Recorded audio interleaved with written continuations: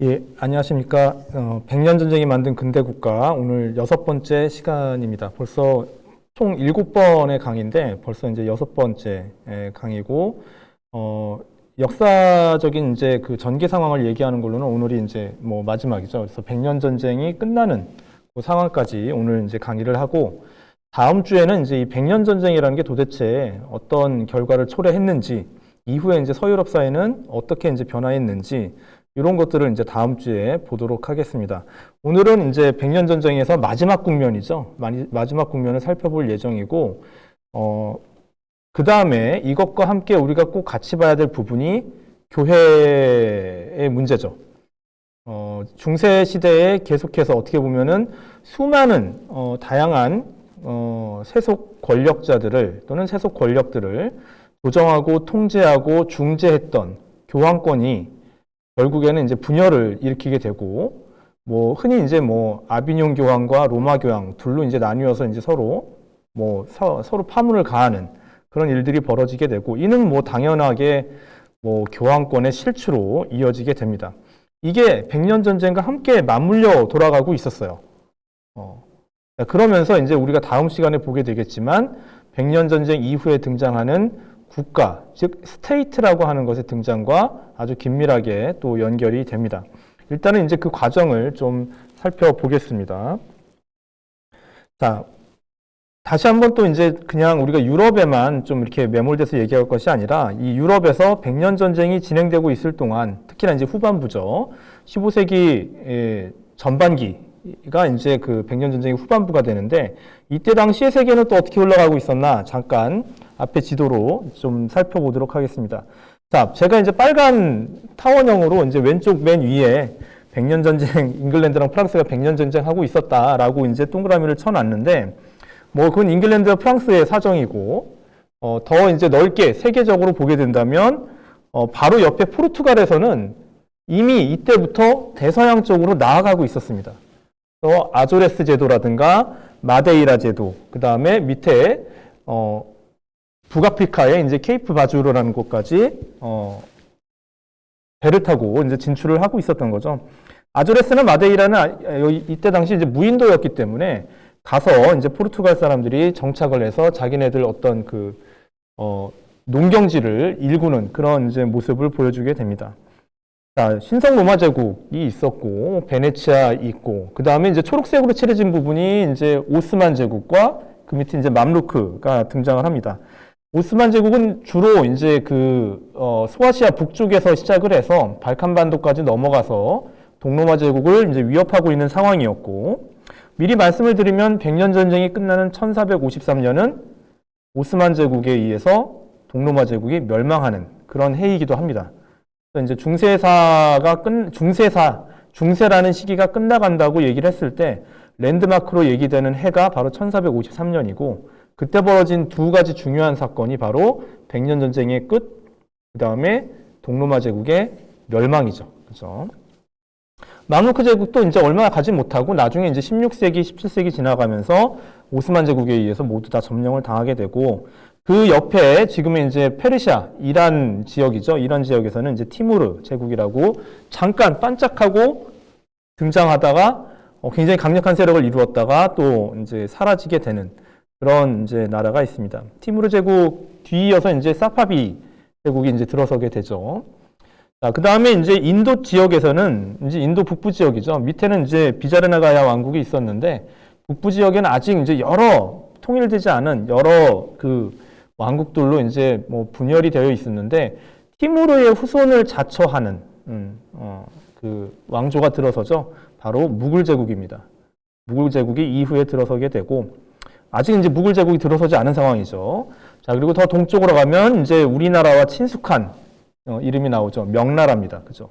명 제국이 펼쳐져 있습니다. 그리고 이제 그 옆에 이제 한국과 조선과 일본이 있는 거죠. 이때 뭐 일본은 아직 뭐 자기네들끼리 치고받고 싸우는 한참 이제 혼란한 시대였던 것이죠. 그죠? 자, 이런 식으로 이제 세계가 펼쳐져 있었습니다. 뭐 우리 잠깐 이제 뭐 그 요즘에 역사학계에서 좀 뭐 일반인들까지 많이 알려졌는지 모르겠지만, 본격적으로 이제 에스파냐와 포르투갈이 인도양과 대서양으로 이제 항해를 떠나가는 그런 이제 시기 이전에 명나라에서 정화라는 환관이 어마어마한 규모의 선단을 이끌고 그 인도양 지역들을 다 항해를 했었죠. 지금 앞에 보이는 인도양의 하늘색으로 칠해진 그 항해로가 바로 정화, 명나라 황제의 명을 받은 정화의 항해 루트입니다. 1405년에서 1433년까지 차례에 걸쳐서 이제 이런 그 항해가 이루어졌었고, 이 항해의 목적은 사실은 조공체제의 확립이었죠. 그래서 명나라가 황제이니까 다 황제한테 뭐 인사를 드려라라는 식의 어떤 그 관계였습니다. 정화의 항해가 1433년 이후로 끝난 이유, 뭐 여러 가지 이유들이 제기되는데, 뭐 당연히 서구의 자본주의적인 체제가 아니었기 때문이죠. 그죠? 다른 나라를 쳐들어가서 개발하고 이용하고 착취하거나 아니면 뭐 이득을 얻겠다는 그런 생각보다는 어떤 전통적인 제국의 입장에서 나한테 굴복을 하면은 내가 어떤 하사품을 내리고 내가 어여삐 여겨주리라, 이런 이제 마인드였기 때문에 전혀 이제 그 이후에 있었던 서구의 어떤 그 식민지 정책이라든가 이런 것과는 전혀 다른 모습을 보여주게 되죠. 즉 자본주의가 권력과 결탁하는가, 중앙 권력과 결탁하는가의 문제, 왕권과 자본주의가 결탁했는가의 문제, 또는 자본주의에서 휘둘리는가의 문제가 뭐 유럽에서 이제 시작이 되는 거죠. 아직 유럽 이외의 지역에서는 그렇지 않았던 그런 모습을 보여주고 있는 것이죠. 그죠? 자, 일단은 요렇게 이제 세계적인 상황, 우리나라로 치면 세종대왕 때요. 그죠? 세종대왕 때입니다. 이때 당시가. 그죠? 뭐 조선 초기라고 생각하시면 됩니다. 자, 일단은 먼저 지난 시간에 계속 이제 백년 전쟁, 잉글랜드와 프랑스 간의 이제 백년 전쟁만 이제 주로 초점을 맞춰서 얘기하느라고 제가 이제 얘기를 하지 못했던 교회의 문제에 대해서 좀 얘기를 하겠습니다. 보통 우리가 아비뇽 유수라고 부르는 아비뇽 교황들의 시대라고 이제 얘기를 하는데, 뭐 사실은 이 유수라는 표현이 적절한지는 모르겠습니다. 뭐 프랑스 사람들이 프랑스 교황으로 선출이 돼서 프랑스에 있는 건, 프랑스 바로 옆에 있는 거죠, 사실은. 뭐 프랑스는 아니었으니까 아직 아비뇽이 프랑스 근처에 있는 건데, 교황권이라는 것 자체가 이제 어떻게 보면은 세속 권력인 프랑스 왕에 포섭되어 있다, 포로로 잡혀 있다라는 이제 뜻에서 이렇게 쓰는 것 같은데, 뭐 약간은 편견이 담긴 그런 이제 표현이 아닐까 싶기도 한데, 이렇게 이제 더 많이 알려져 있기 때문에 그냥 제가 아비뇽 유수라는 표현을 그대로 썼습니다. 그다음에 이제 교회 대분열이라는 표현도 사실은 이제 뭐 동방 정교회랑 그다음에 서로, 그러니까 로마의 이제 그 가톨릭과의 이제 분열도 대분열이라고 얘기해서, 보통 더 정확하게 얘기한다면 서방 교회, 즉 가톨릭 내에서의 교회 대분열, 이렇게 얘기를 해야 되는 거죠. 자, 아비뇽 유수에서 이제 교회 대분열로 어떻게 진행이 됐는지 잠깐 짤막하게 좀 살펴보도록 하겠습니다. 아비뇽 교황의 시대는 이제 1309년에서 1377년 이렇게 얘기를 하는데, 사실은 맨 처음 교황은 1305년이에요. 근데 앞에 보이겠지만 이 클레멘스 5세는 1305년에 이제 교황으로 선출됐는데, 남부 프랑스 지역의 여기저기를 돌아다닙니다. 정착하지 못하고 여기저기 돌아다니다가 1309년에 이제 아비뇽에 가서 정착을 하게 된 것이죠. 그래서 이제 아비뇽 교황의 시대를 1309년이라고 얘기를 할 수 있습니다. 그래서 1377년에 저 맨 오른쪽에 있는 우르바누스 5세 말고, 그 다음이죠.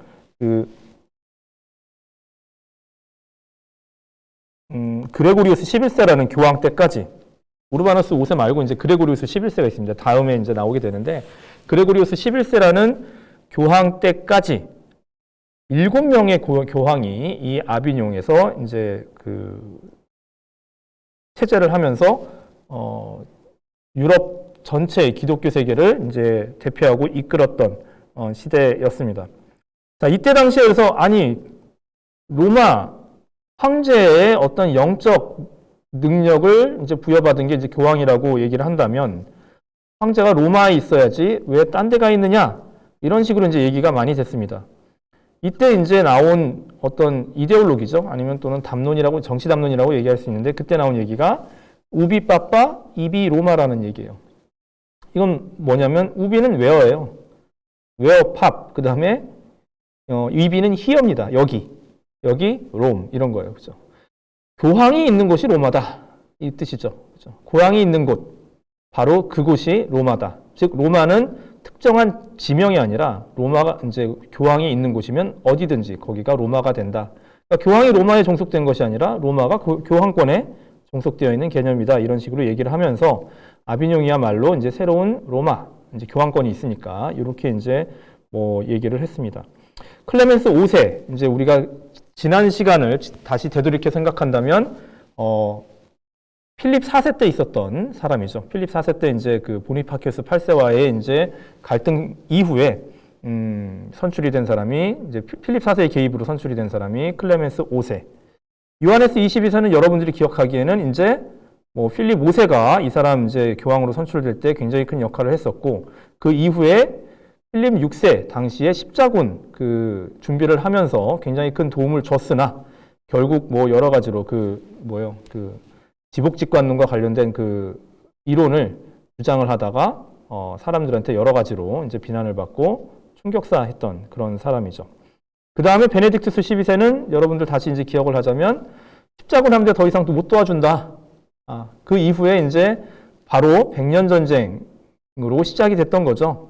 베네딕투스 12세는 그래서 뭔가 자기가 이 전쟁에 전쟁을 일으킨 뭔가 이제 책임이 있다라고 말년에 그렇게 이제 생각을 했던 사람입니다. 그 다음에 이제 네 번째로 보이는 클레멘스 6세는 이때부터가 본격적으로 진짜 프랑스 왕권에 완전히 종속되기 시작한 때라고 보면 됩니다. 왜냐하면 클레멘스 6세, 피에르 로제라고 하는 사람인데 이 사람은 진짜 필립 6세 밑에서 일하던 사람이에요. 성직자 중에.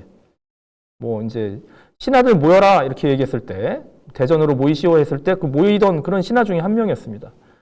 이 사람이 이제 필립 6세 사실은 이제 뭐 위계적으로 보면 당시 위계적으로 보면 왕보다 위에 있는 교황으로 가 있다고는 하지만 신프랑스적인 행보를 보일 수밖에 없죠. 자, 그 다음에 이제 뭐 계속해서 이제 프랑스 사람들이죠. 인노켄티우스 6세, 우르바누스 5세. 뭐 이렇게 길지는 않습니다, 다들. 다 10년이 못 되거나 뭐 그 언저리 정도 이렇게 그 교황의 역할을 하게 됐던 거죠. 클레멘스 6세, 인노켄티우스 6세, 그 다음에 우르바누스 6세에 이르기까지의 어떤 그 과정에 뭐 그 장 2세나 샤를 5세가 있었을 그 시절이 되는 거죠.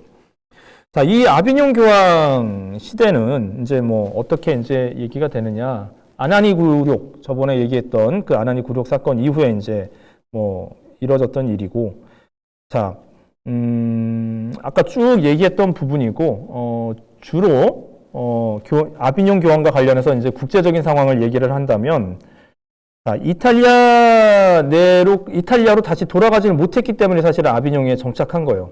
이탈리아에서는 필립 4세의 이제 그 군대와 그 다음에 당시 이제 보니파키우스 8세 반대 가문이죠. 반대파 가문이었던 보니파키우스 8세가 이제 카에타니 가문이었고 반대 가문이 갑자기 제가 생각이 안 나네요. 반대 가문과의 어쨌든 그 충돌 속에서 그 이제 굉장히 내전으로 이제 치닫고 있었습니다. 그런 와중에 이제 당시에 신성 로마 제국 황제였던 하이니 7세가 로마를 장악하기도 하고, 그죠? 그 다음에 그 이후에 이제 본격적으로 이제 아비뇽 그냥 거처에는 그냥 보통의 어떤 저택 형태가 아니라 교황궁이라는 것이 이제 본격적으로 아예 항구적으로 좀 장기적으로 이제 눌러 앉을 만한 궁전 형태로 건설이 됩니다. 앞에 보이는 이게 이제 아비뇽 교황궁이 되는데 되게 요새처럼 지어졌습니다. 왜 그러냐면 이후에 백년 전쟁이 벌어지게 되면서 전쟁의 여파가 미쳤기 때문이죠. 그럼에도 불구하고 우리는 이제 좀 질문을 한다면 이렇게 얘기를 할 수 있죠. 아니, 그래도 그렇지, 잉글랜드군이나 프랑스군이, 그죠? 제대로 된 정규군이라면 감히 교황을 이렇게 공격할까? 그렇죠. 예, 잉글랜드군이나 프랑스군은 교황을 공격하지 않았습니다. 누가 공격했느냐? 바로 용병대들이에요. 프랑스가 고용한 용병 또는 잉글랜드가 고용한 용병들, 독일이나 이탈리아 이런 곳에서 온 용병들이 있었는데, 뭐 스위스 용병들도 있죠. 이런 용병들이 있는데, 자, 전쟁이 더 이상 벌어지지 않는다. 전투가 끝났어요. 예를 들어서. 전투가 끝나면, 예를 들어 1346년에 뭐 크레시 전투로 전투가 끝났다. 그럼 이 용병대는 돈 받고 해산이에요. 근데 이 해산한 용병대들이 뭐예요? 딱 보니까 또 싸울 것 같아요. 얼마 있다가. 그러면은 자기네 고향으로 돌아가지 않고 프랑스 땅에 남아서 여기저기 산적질을 하는 거죠. 우리식으로 얘기하면 이제 비적질이라고 얘기를 하는데 비적대가 돼서 여기저기 마을들을 침탈하고 돌아다니게 됩니다. 자, 이런 이제 비적대들을 막기 위해서 이렇게 이제 요새 같은 그런 형태를 지니게 되죠. 그리고 뭐 이후에 교황들은 아비뇽 교황들이 되게 어떻게 보면은 체계적이고 조직적인 관료제를 더 발전시켜 나갑니다. 그러면서 재정적으로 어마어마하게 이제 그 돈을 많이 끌어들이게 되는데 그런 돈을 바탕으로 이런 이제 아비뇽 교황궁을 더 개축하고 증축하는데 또 이제 쓰게 됐던 거죠. 아직 이제 뭐 르네상스가 본격적으로 시작됐다고 얘기는 할 수 없지만 르네상스의 인문주의라는 것이 이제 인문주의는 르네상스 예술은 아직 뭐 시작됐다고 얘기는 할 수 없지만 인문주의라는 것은 이제 시작되고 있었습니다. 자, 앞에 보이는 사람이 이제 페트라르카죠. 그죠? 페트라르카가 이제 1340년대, 4, 50년대 사람이에요. 또 이제 장 2세를 만났을 때, 아우, 장 2세 라틴어 잘한다. 똑똑한 왕이다. 라고 칭찬도 해줬었습니다. 페트라르카가 그리고 또 아비뇽에서 활동을 하기도 했었어요. 아비뇽 교황을 속으로는 별로 좋아하지는 않았는데, 어쨌든 교황이 부르니까 가야죠. 가서 인문주의와 관련된 여러 가지 이제 교황이 이제 내린 여러 가지 정책이나 사업을 추진하기도 했었습니다. 아비뇽 교황들, 교황을 수장으로 하는 중앙집권적인 국가체제, 국가는 아니에요. 그죠? 교황은 국가는 아니죠. 교황이 이끄는 교회 조직은, 이른바 성직자들의 조직은 국가는 아니지만 행정관료 조직으로 본다면 굉장히 국가적인 그런 이제 모습을 보여주게 되는 거죠. 이때 이제 재정 확보할 때 본격적으로 이때 써먹기 시작한 게 바로 그 유명한 면벌부입니다. 흔히 이제 면제부라고 더 많이 옛날에 알려져 있었는데 죄가 없어지는 건 아닙니다. 연옥이라는 곳에 갔을 때 죄를 지은 사람들이 이제 벌을 받게 되는데 그 벌을 감해주는 거죠. 그래서 이제 면벌부라고 요즘은 정정해서 보통 많이 가르칩니다. 인둘겐티아라고 부르는데 이제 면벌부 판매를 나중에 이제 루터가 그렇게 기함을 하듯이 이건 말이 되느냐라고 할 정도로 돈의 혈안이 돼서 팔기 시작한 게 바로 이 아비뇽 교황 때부터예요. 그러니까 이제 뭐 저번에도 얘기를 드렸다시피 누구예요? 위클리프 같은 사람들이 이제 교회를 비판했던 가장 중요한 요소들 중에 하나가 바로 이런 것들이었죠. 그다음에 고도의 행정 관료 체제들도 이제 정비합니다. 로마로 계속해서 돌아가려고 노력은 해요. 그래서 이탈리아 내전에 개입을 합니다. 그러면서 이제 재정의 한 50%가 이런 이탈리아 상황에 어떻게 보면 돌아가기 위한 여러 가지 이제 좋은 상황을 만들기 위한 그 전쟁과 외교 비용에 들어가게 되고, 그 다음에 아까 얘기했다시피 교황궁 건축에도 돈을 이제 많이 소비를 하죠. 그 다음에 아비뇽은 그래서 요 당시에는 문화 예술 중심지로 성장을 합니다. 아직 르네상스라고는 할 수 없지만 당시에 이제 그 전조가 되는 여러 가지 이제 그림 화파들이 있어요. 가장 저번에도 얘기 드렸지만 장 2세 초상화를 그렸던 시에나 화파라든가 아니면 이 페트라르카라든가 이런 사람들이 이제 아비뇽을 중심으로 활동을 했었던 것이죠. 그렇죠? 아까 얘기했던 이제 클레멘스 6세가 바로 이 이제 페트라르카에게 여러 가지 이제 뭐 무슨 작품도 찾아내라, 뭐 번역해라, 뭐 이런 거 시켰던 사람이었습니다. 이후에 이제 아까 그 사진에는 없었는데 아비뇽 교황에서 이제 마지막 교황이었던 그레고리우스 11세 이 사람이 이제 1377년 정도 되니까 로마도 돌아가도 안정적인 교황권을 확립할 수 있을 것 같은 그런 이제 생각이 들었던 것이죠. 그래서 1377년에 로마로 이제 귀환을 결정을 합니다. 수많은 사람들이 로마로 가야 한다. 아까 이제 우비 파파 이비 로마라는 말로 이제 막아 놓긴 했지만 그럼에도 불구하고 많은 사람들이 뭐 예언자의 능력을 갖고 있다고 하는 뭐 성녀 카타리나라든가 아니면 신학 박사라든가 수많은 사람들이 그래도 이제 로마로 돌아가야죠. 이런 이제 요구를 청원이죠. 일종의 이제 신도 청원이죠. 국민 청원이 아니라 이런 것들이 이제 쌓여갔습니다. 그 가운데 이제 로마의 상황이 어느 정도 안정됐다고 했을 때 그레고리우스 11세가 그래 결심했어 하면서 1377년에 로마로 귀환하죠. 보통 이걸 이제 환도라고 이제 표현을 합니다. 자, 문제는 이렇게 당시 이제 당시 그림은 아니죠. 한참 뒤의 그림이긴 한데, 자, 아비뇽을 지나서 일종의 이제 산이죠. 그죠? 알프스 같은 산이죠. 이탈리아로 넘어가니까. 자, 이렇게 해서 로마로 입성하는 표현을 이제 간략하게 그린 그런 그림이에요. 그죠? 아비뇽을 떠나서 로마로 이제 들어가고 있는 그림입니다. 자, 이렇게 해서 1377년에 그레고리우스 11세가 로마로 돌아갔어요.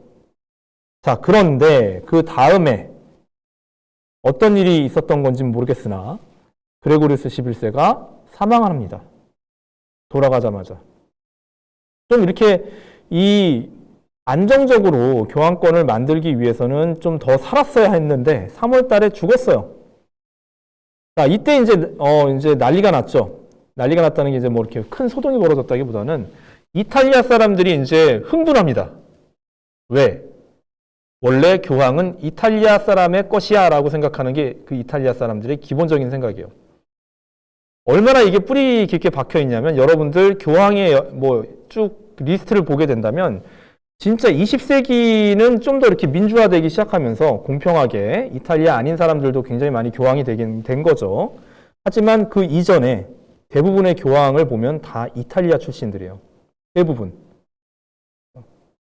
그러니까 약간 중부 이탈리아 사람들의 민족 감정과 교황권이 합쳐져 있는 그런 상황이에요. 특히나 이제 이 7, 80년에 걸쳐서 아비뇽 교황권이라는 건 이제 프랑스 사람들이 교황을 했던 건데 이탈리아 사람들이 그걸 뺏겼다고 생각했던 거예요. 자, 그래서 다시 이탈리아 사람에게 교황권이 돌아올 수 있는 기회가 생겼다고 이제 여긴 거죠.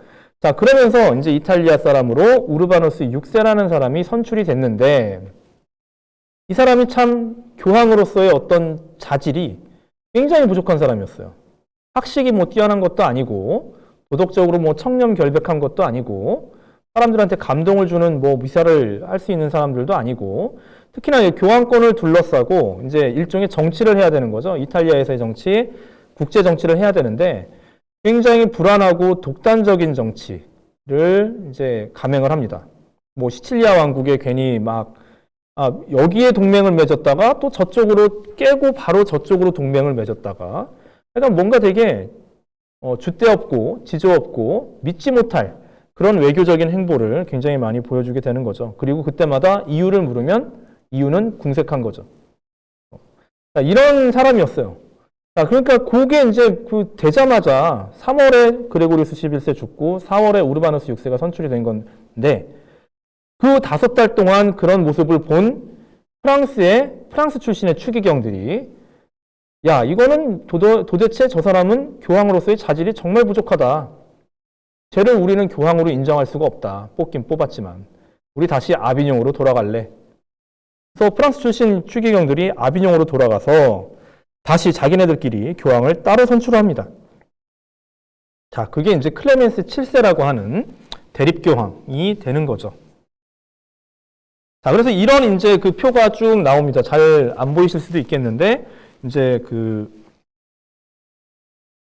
이렇게 그레고리우스 11세, 그 다음에 우르바누스 6세, 이게 로마 교황입니다.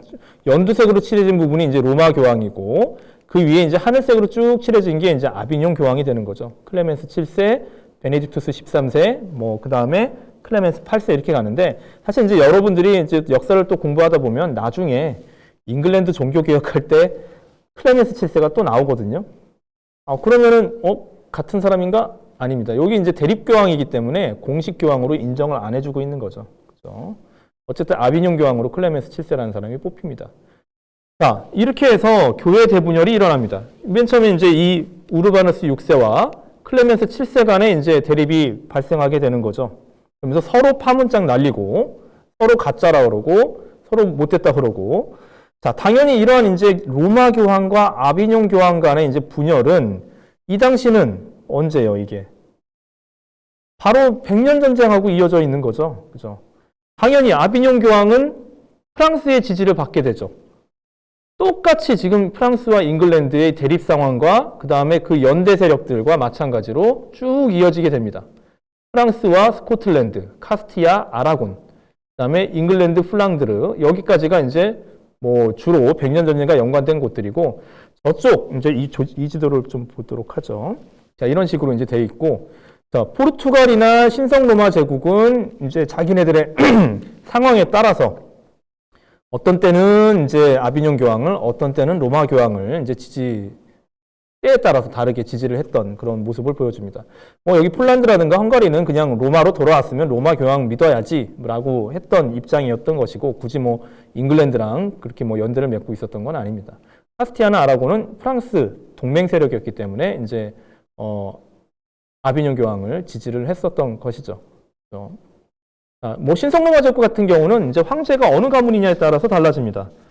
아까 이제 뭐 그 비테스바흐 좀 이따 이제 지도로 좀 보겠지만 비테스바흐 가문 같은 경우에는 잉글랜드랑 동맹을 맺었기 때문에 로마 교황을 지지를 했고, 반면에 이제 룩셈부르크 가문 같은 경우에는 이 프랑스랑 동맹을 맺었기 때문에 룩셈부르크 가문에서 예를 들어 이제 카를 4세라든가 좀 이따 보게 될 지기스문트 같은 사람들이 이제 황제가 됐을 때는 이제 아비뇽 교황을 지지를 했던 것이죠. 그죠? 그리고 자, 그래서 이 당시에 이제 100년 전쟁과 맞물린 국제적인 정치 상황과 맞물려서 결국에는 하나의 교황으로 빨리 해결이 되지 못한 채, 통합이 되지 못한 채 한 40년간 지속되는 그런 상황이 발생을 하게 됩니다.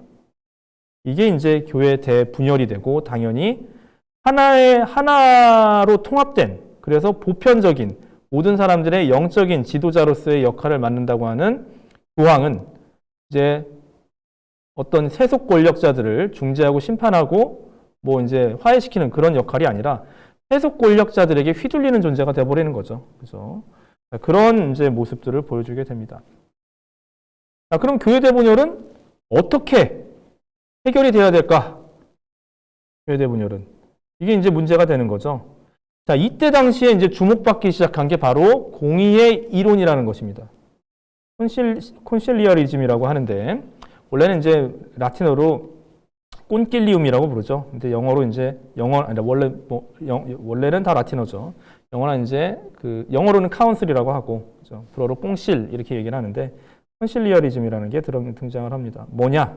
공의의 이론이라는 건 간단하게 얘기하면 교회 조직 내의 의회 제도예요. 이때까지 이 교황이 이끄는 성직자 조직으로서의 교회의 체제는 일종의 절대주의 체제였어요. 그레고리우스 7세라고 하는 11세기 말에 그 교황 때부터 만들어진 체제였죠. 여기에 대해서 이거 더 이상 이제 안 된다. 공의회주의로 가자라고 얘기합니다. 사실 공의회라는 것을 처음으로 주장을 했던 사람은 1311년 프랑스의 망드 주교였던 기욤 듀랑이라는 사람이 있었어요. 이 사람이 당시에 교회가 너무 부패했다. 특히 이제 교황 너무 오만하고 뭐 등등등 이러면서 교회 개혁안으로 공의회 체제를 주장했어요. 자, 여러분들 다시 기억을 상기시킨다면 1311년은 누구 때냐? 필립 4세 때고, 아까 얘기했었던 클레멘스 5세가 아비뇽에 정착한 지 2년이 지난 해였어요. 완전히 이제 교황이라는 존재가 프랑스 왕에게 압도되어 있는 상황 속에서 교황 아무것도 아니야, 이제 의회주의 제도로 가자. 이런 것들을 이제 주장을 맨 처음에 했었던 거예요, 이 사람이.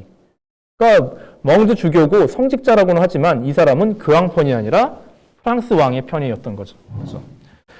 자, 이 사람이 이런 이제 얘기를 한 이후에도 이 생각은 이제 그 국경을 넘어서 신성 로마 제국에도 영향을 미칩니다. 이때 당시 또 아비뇽 교황과 이제 뭐 부딪히고 있었던 게 비테스바흐 가문 출신의 신성 로마 제국 황제였어요. 루드비 4세라는 사람이었는데, 이 사람이 이제 보호해주고 있었던 유명한 신학자들이 바로 잉글랜드 출신의 윌리엄 오캄이나 이탈리아 출신의 파도바의 마르실리우스, 이런 사람들이에요. 이런 사람들도 이제 여러 가지 정치 사상을 전개를 하면서 교회의 개혁안으로 이 기욤 듀랑이 얘기했었던 공의의 이론을 이제 주장을 했던 것이죠. 자, 교권과 속권의 명확한 구분이 이루어져야 된다. 오캄의 면도의 날이라고 얘기를 하죠. 그죠? 교황의 것은 교황에게 주고 왕의 것은 왕에게 주고 카이사르의 것은 카이사르에게 뭐 이 얘기를 하는 거죠. 자, 이 얘기는 그 옥함이 그 얘기를 하는 거는 더 명확하게 얘기하는 건 뭐냐면 그 교황 그렇게 뭐 돈 모으고 정치 권력 행사하고 그런 거 하지 말란 소리예요. 정말 신앙심과 아니면은 그 기독교적인 교리에만 충실하게 예수의 제자로서 예수답게 예수처럼 살라는 거예요. 교권과 속권의 명확한 구분은 그걸 주문하고 있는 겁니다. 정치 권력처럼 그렇게 나대지 말라는 거예요. 그리고 교회 조직도 그렇게 교황에게 모든 것이 권력이 집중되어 있는 그런 방식이 아니라 공의회를 조직해서 여러 사람들이 모여서 그 결정에 따라서 하는 방식으로 이제 가자는 거죠. 나중에 이런 방식은 나중에 어떤 교회 진짜로 우리가 이제 나중에 종교 개혁이죠. 종교 개혁에게도 이제 영감을 주는 거죠. 그래서 뭐냐면 예를 들어 칼뱅 교회에서 칼뱅교가 뭐예요? 우리나라에서는 뭐라고 합니까? 장로교죠, 장로교. 장로교가 왜 장로교입니까? 교회를 이끄는 건 목사가 아니라 장로들이라는 얘기죠. 목사는 청빙해오는 거예요. 신자들의 대표인 장로들, 즉 일종의 공의회 운동하고 비슷한 그런 이제 모습을 보여주게 되는 거죠. 자, 어쨌든 이때까지만 하더라도 14세기 초까지만 하더라도 공의회와 관련된 얘기들은 다 그냥 이론에 불과했어요. 실제로 실현될 수 있는 가능성은 그때 당시 사람들이 봤을 때는 불가능하고 일종의 어떻게 보면은 뭐 유토피아라고 불러야 될지 모르겠으나 어쨌든 이상이었어요. 하나의 그냥 교회가 이렇게 됐으면 좋겠다라는 이상에 불과했었는데 이제 교회 대분열이 그죠 14세기 말에 벌어지고 나서부터는 전혀 봉합될 기미가 보이지 않으니까 유럽 전체에 걸쳐서 많은 성직자들이 공의회가 답이다. 이렇게 이제 생각하는 경향을 지니게 됩니다. 자, 그래서 교회 대분열의 대안으로 공의회가 이제 제안이 됐었고 그런 가운데 이제 1409년에 이탈리아의 피사에서 아비뇽과 사실 로마에도 가깝죠. 로마에도 가까운데 어쨌든 아비뇽도 아니고 로마도 아닌 그 피사에서 피사는 좀 더 북쪽에 있습니다. 아비뇽 로마에서 피사가 좀 더 가깝죠. 아비뇽에서 피사보다는 거의 이제 뭐 피렌체 근처에 있으니까 북쪽에 있는데 어쨌든 그 피사에서 공의회를 개최합니다. 그래서 이 교회 대분열을 끝장내자. 그러면서 이제 뭐 공의회가 이제 개최돼서 새로운 교황을 선출합니다. 에우게니우스 4세라고 하는 사람을 알렉산데로 5세, 에우게니우스 4세가 아니죠. 알렉산데로 5세라는 사람을 제3의 교황으로 선출을 합니다. 어떻게 될까요? 여기서 이제 이 피사 공의회에서 결정한 거는 아까 얘기했던 아비뇽 교황 너도 내려가고 로마 교황 너도 내려가. 둘 다 아니야. 피사 교황만이 진짜 교황, 새로 뽑은 교황이니까 니네들은 다 사퇴해. 사퇴합니까? 아니죠. 어떻게 돼요? 피사 교황, 아비뇽 교황, 로마 교황 이렇게 되는 거죠. 결국. 자, 그래서 잠깐 이 노란색이 있는 게 피사 교황까지 해서 3파전이 된 거예요. 결국 이제 사실은 이제 뭐 이 아비뇽 뒤에는 프랑스가 있고 로마 뒤에는 뭐 잉글랜드나 아니면은 뭐 신성 로마 제국 등등 지원하는 세력들이 정당성들이 굉장히 다 각각 있는데 피사 교황은 실질적으로 세속 권력자들로부터 이렇게 크게 지지를 받지 못했기 때문에 단명한 거죠. 요한에서 23세 가서 단명을 하고 맙니다. 그 얘기가 이제 또 바로 나오게 될 텐데요. 그죠? 아이고. 자, 이렇게 3파전으로 와서, 야, 이거 교황 이렇게 해서는 안 되겠다. 더더욱 이제 공의회가 모든 걸 장악하고, 교황이라는 사람은 이 공의회에서 결정된 사항을 그냥 실행하는, 그죠? 공의회의 어떤 그죠? 이렇게 이제 만들어야겠다라는 생각이 더 커져가게 됩니다. 자, 이런 상황에서 그래서 신성 로마 제국 황제였던 지기스문트가 공의회를 다시 개최하자 이렇게 제안을 합니다. 자, 이렇게 해서 이제 개최된 공의회가 1414년에서 1418년 4년에 걸쳐서 독일의 콘스탄츠라는 곳에서 열린 콘스탄츠 공의회예요. 뭐 요때 당시 이제 판화로 보면 이제 뭐 지기스문트랑 여러 이제 왕실 가문 사람들이 뒤따라서 들어가고 있는 모습이죠. 콘스탄츠에 이제 참가하고 있는 겁니다. 어마어마한 규모로 참가를 해요. 이제 대분열 끝장내야 되니까. 고위 성직자 446명이 여기에 모였어요. 유럽 전역에서 왔습니다. 추기경 29명. 이건 아비뇽, 로마 다 합쳐서 오는 거죠. 그 다음에 대주교나 주교, 그죠? 뭐 비숍 붙은 사람들 또는 수도원장 183명, 134명. 그 다음에 그 외에 뭐 이런 이제 성직을 갖고 있지는 않지만 그 각 대학에서 신학과 법학을 공부하는 사람. 법학은 이제 교회법이죠. 법학을 공부하는 사람들 100명이 다 뭐 수없이 이제 많이 왔다 갔다 하면서 들락날락 하면서 총 446명이 이 콘스탄츠 공회에 모였다 갔다 이런 이제 모습을 보여줍니다. 자, 그리고 여기에 이제 피사교황 요하네스 23세 아까 얘기했었던 알렉산드르 5세 다음에 이제 그 교황으로 이제 피사교황으로 선출됐던 요하네스 23세랑 황제 지기스문트도 여기에 이제 참석을 하는 거죠. 자, 이 콘스탄츠 공회가 맨 처음 열렸을 때 이 요하네스 23세는 자기가 피사 공의회 때 만들어진 피사 교황으로서 가장 정당성이 크다고 생각했어요. 그때 당시 결정한 거로는 아비뇽 교황, 로마 교황 니네들 모두 다 내려가.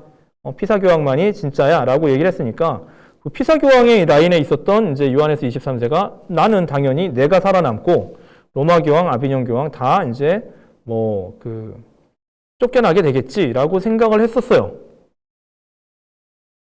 자, 그런데 그게 그렇진 않았어요. 그죠? 자, 요 사람들이 이제 그 공의회, 이때 콘스탄츠 공의회에서 이제 참가를 했던 사람들이죠. 황제 지기스문트.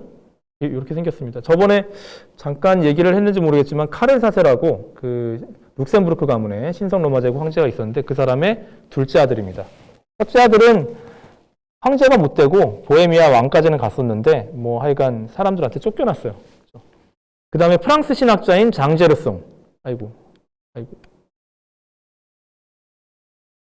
프랑스 신학자인 장제르송. 그 다음에 이탈리아의 프란체스코 자바렐라 이런 사람들이 이 두 사람이 이제 공의회 운동에 이제 공의회주의를 이제 굉장히 열심히 외쳤던 그런 신학자들이 되는 거죠. 자, 그래서 이제 그 공의회가 개최이 됐는데 새롭게 이제 교황을 뽑기로 합니다. 아, 요하네스 23세는 이제 충격 먹죠. 나도 이제 무효화한다고? 이렇게 되는 거예요. 그러니까 지금까지 썼던 거 다 싹 무효예요. 여기 이제 다 싹 무효고 새로 뽑자 이거예요. 그리고 공의회주의에 입각해서. 자, 그게 이제 그 새로운 교황 선출이에요. 자, 이때도 이탈리아 사람들이 또 흥분합니다. 자, 그래. 이탈리아 사람들로 그래도 뽑을 수 있겠다라고 생각을 해요. 왜? 아까 얘기했던 400명이 넘는 그 수많은 사람들 중에, 콘스탄츠 공의회에 참가했던 그 수많은 사람들 중에 이탈리아 사람이 과반수가 넘었어요. 고위성직자와 뭐 추기경과 법학 박사, 신학 박사 뭐 다 합쳤을 때, 수도원장 다 합쳤을 때, 뭐 과반수가 넘었었던 거예요. 이탈리아 사람이.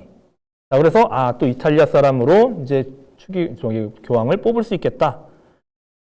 그리고 요하네스 23세도 자기가 이제 이탈리아 출신이기 때문에 이 사람들의 지원을 받을 수 있겠다라고 생각했었는데 사실은 그렇게 또 투표가 진행되지 않았습니다.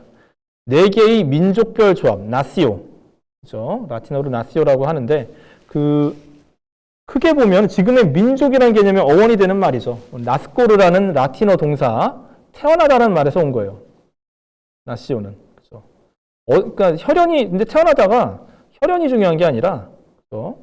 지연이 중요합니다. 우리 저번에 필립 6세가 왕이 될 때, 그죠? 에드워드 3세는 잉글랜드에서 태어났고, 혈연적으로는 더 가깝지만, 잉글랜드에서 태어난, 나시오가 그래서 네이처가 잉글리시 네이처고, 프랑스는 필립 6세는 프랑스에서 태어났기 때문에 그죠? 나띠 펑세즈가 되는 거죠. 그죠?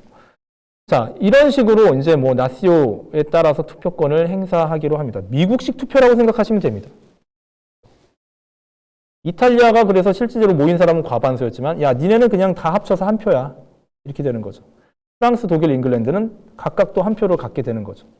사실 이제 프랑스, 독일, 잉글랜드라고 되어 있지만 뭐 독일만 하더라도 신성 로마 제국 전역을 아우르는 개념이고 잉글랜드는 뭐 잉글랜드 플러스 이제 북유럽까지 포함을 하게 돼요. 그래서 자, 이런 식으로 했더니 요하네스 23세는 뭐 다시 자기가 뽑힐 수가 없는 거죠. 이 상황, 이런 투표 제도에서는 공의회를 무산시키려고 계략을 짭니다. 자, 그랬는데 아까 이제 얘기 나왔었던 지기스문트랑 장제르송, 자바렐라 이런 사람들이 결국 그 요하네스 23세의 계략을 다 좌절시키고 결국에는 새로운 교황 선출이 이루어지게 됐던 것이죠.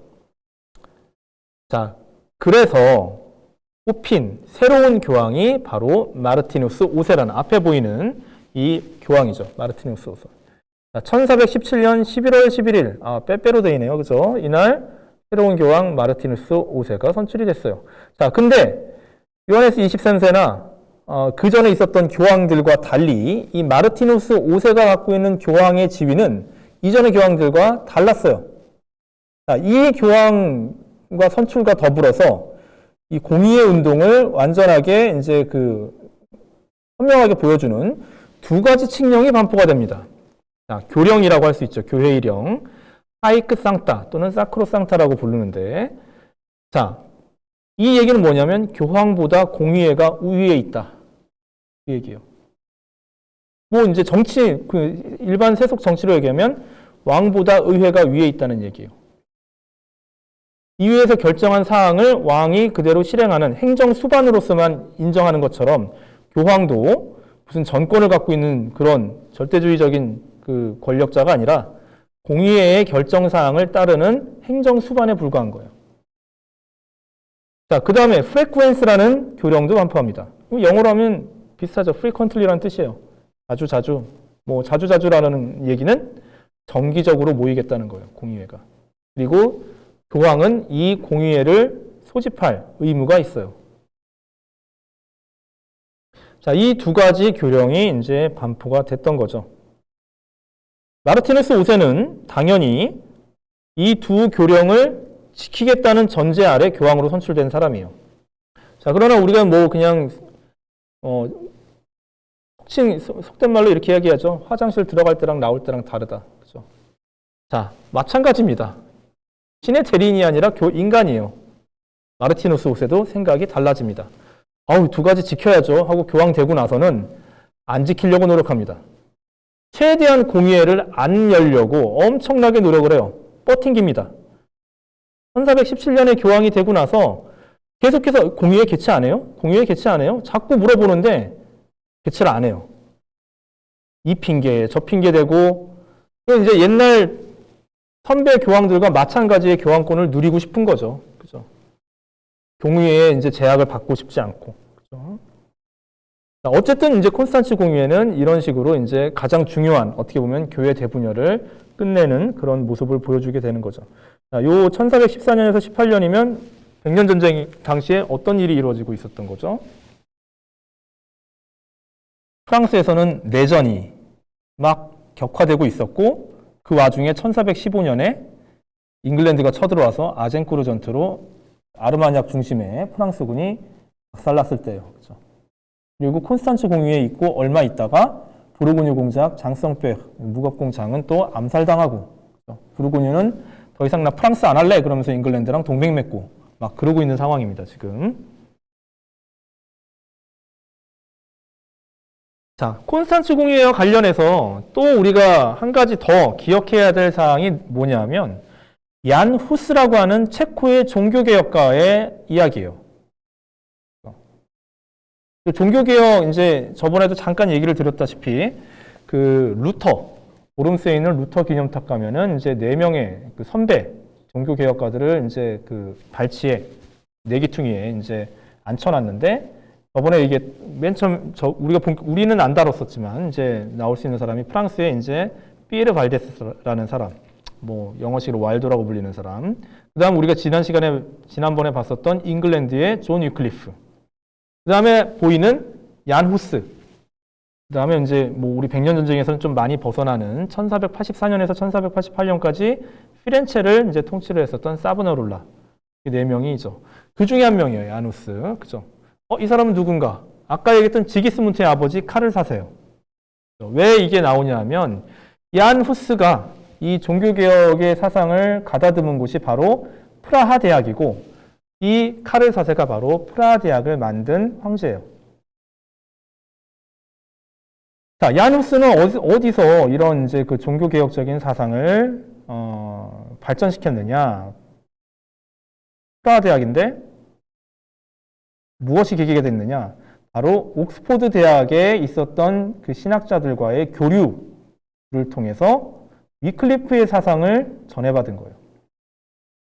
옥스포드랑 체코의 프라하 대학, 보헤미아의 프라하 대학 간에 일종의 뭐 교류가 있었던 거죠.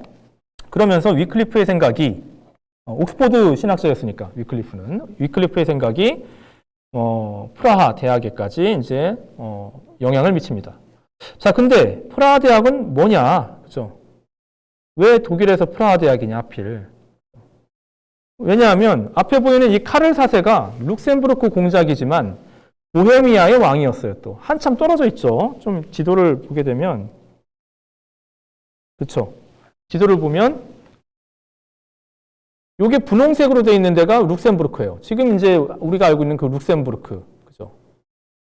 거기입니다. 그러면서 동시에 여기 보헤미아의 왕이에요.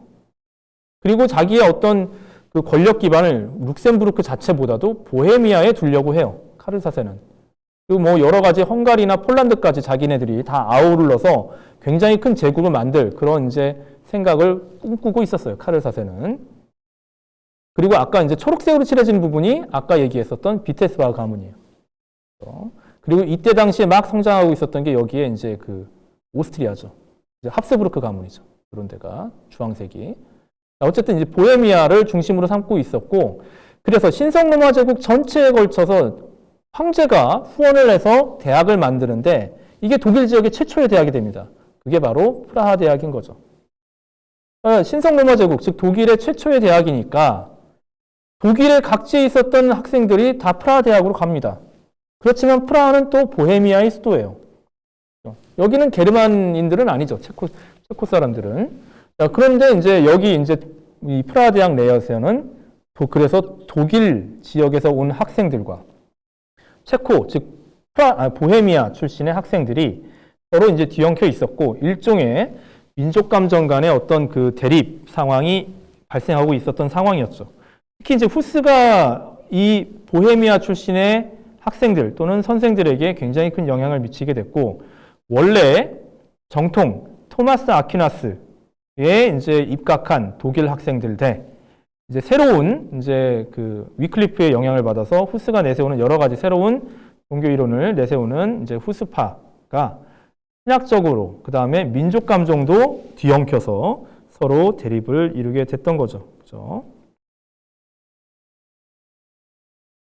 1409년 후스가 본격적으로 현실 교회를 비판하기 시작합니다. 뭐 위클리프랑 얘기했던 거랑 거의 비슷한 게 많아요. 대부분 그런 내용들이라고 생각하시면 돼요. 하나 다른 거는 이제 성체성사를 인정한다는 거예요. 위클리프는 성체성사 인정하지 않았죠. 무슨 빵하고 포도주가 기도한다고 진짜 예수님의 살과 피가 돼. 말도 안 돼. 이렇게 얘기했었던 반면에 얀 후스는 그거 된다고 생각했어요. 자, 그럼 그거 뭐가 문제가 되느냐? 문제가 되는 게 있는 거죠. 철저하게 그거를 진행시키려고 하니까.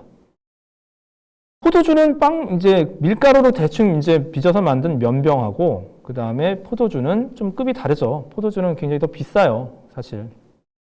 그래서 이제 포도주는 어떻게 보면은 신분이 높은 사람들만 먹는 거였어요. 미사 때. 근데 이제 얀 후스가 얘기를 하죠. 야, 우리도 다 똑같은, 기독교 신자들인데, 왜 우리는 면병만 먹냐? 우리에게도 포도주를 달라. 술을 달라 이거예요. 그죠? 자, 그러면서 이제 일반 농민들, 일반 평민들도 신분제나 위계제와 상관없이 미사 때 포도주를 먹을 권리가 있다. 이걸 이제 주장했던 거죠. 근데 실질적으로 이 문제는 뭐 현실적인 문제를 일으키게 됐던 거죠. 포도주가 그렇게 넉넉한 것도 아니고, 그죠? 그다음에 어떻게 보면은 귀족의 특권처럼 이렇게 얘기가 됐던 건데, 진짜 우리가 니네랑 같냐? 이렇게 되는 문제를 발생시키죠. 교회에서는 계속해서 야, 그만해. 이렇게 얘기를 했는데 그래도 이제 말을 듣지 않으니까 결국에는 이제 그 후스에 대해서 파문장을 내리게 됐던 거죠. 특히나 또 이제 후스 같은 경우는 프라하에서 면벌부 판매가 본격적으로 이루어지기 시작하니까 면벌부 판매 반대, 교회가 타락했다. 이런 식의 이제 또 비판을 가하게 됐던 거죠. 그러니까 당시의 교회 입장에서는 이게 나름대로 이때 당시에 로마 교황, 이제 아비뇽 교황 이러고 싸우고는 있었지만,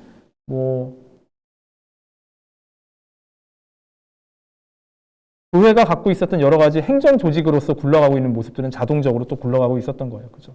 자, 이런 것들에 대해서 비판을 하고 있었습니다. 자, 그런 와중에 콘스탄츠 공의회가 1414년에 열린 거예요. 후스는, 이거 진짜 그러면 새로운 교회의 개혁이 이루어지겠구나. 이럴 때 내가 생각했던 걸 가서 얘기하면 이 다 교회 개혁을 주도하는 사람들이 모인 거니까 내 얘기를 들어주겠지 하고 콘스탄츠 공의회에 참가를 하러 떠납니다.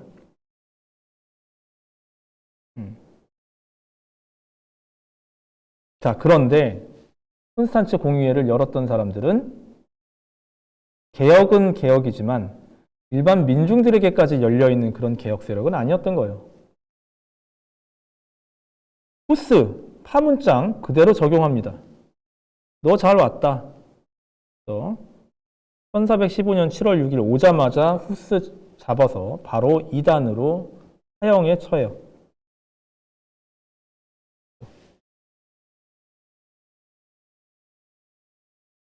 오른쪽이 왼쪽은 좀 나중에 후대에 그린, 좀 잘 그린 그림이고, 오른쪽은 이제 책에 있는 사파가 되는 거죠. 후스는 저렇게 해서 또 어이없게, 그죠?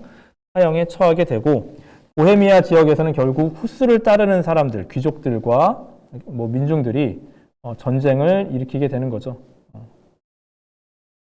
후스를 따르는 사람들이 어떤 보헤미아 독립운동 비슷한 그런 그 봉기가 후스파가 봉기를 일으켜서 한참 동안 후스 전쟁이라고 하는 사태가 벌어지게 됩니다. 왼쪽에 보이는 게 후스가 보헤미아에서 설교를 하고 있는 모습이고, 저쪽이 오른쪽에 보이는 요 그림이 지금 남아있는 프라하 대학의 옛날 그 건축물인데, 그 중에서도 요게 맨 처음에 프라하 대학이 생겼을 때 있었던 건축물 그대로 남아있는 일부분이에요. 나머지는 다 이후에 세워진 것들이죠. 그죠? 요거에 딱 14세기 때 것이 이런 식으로 살아남아 있습니다.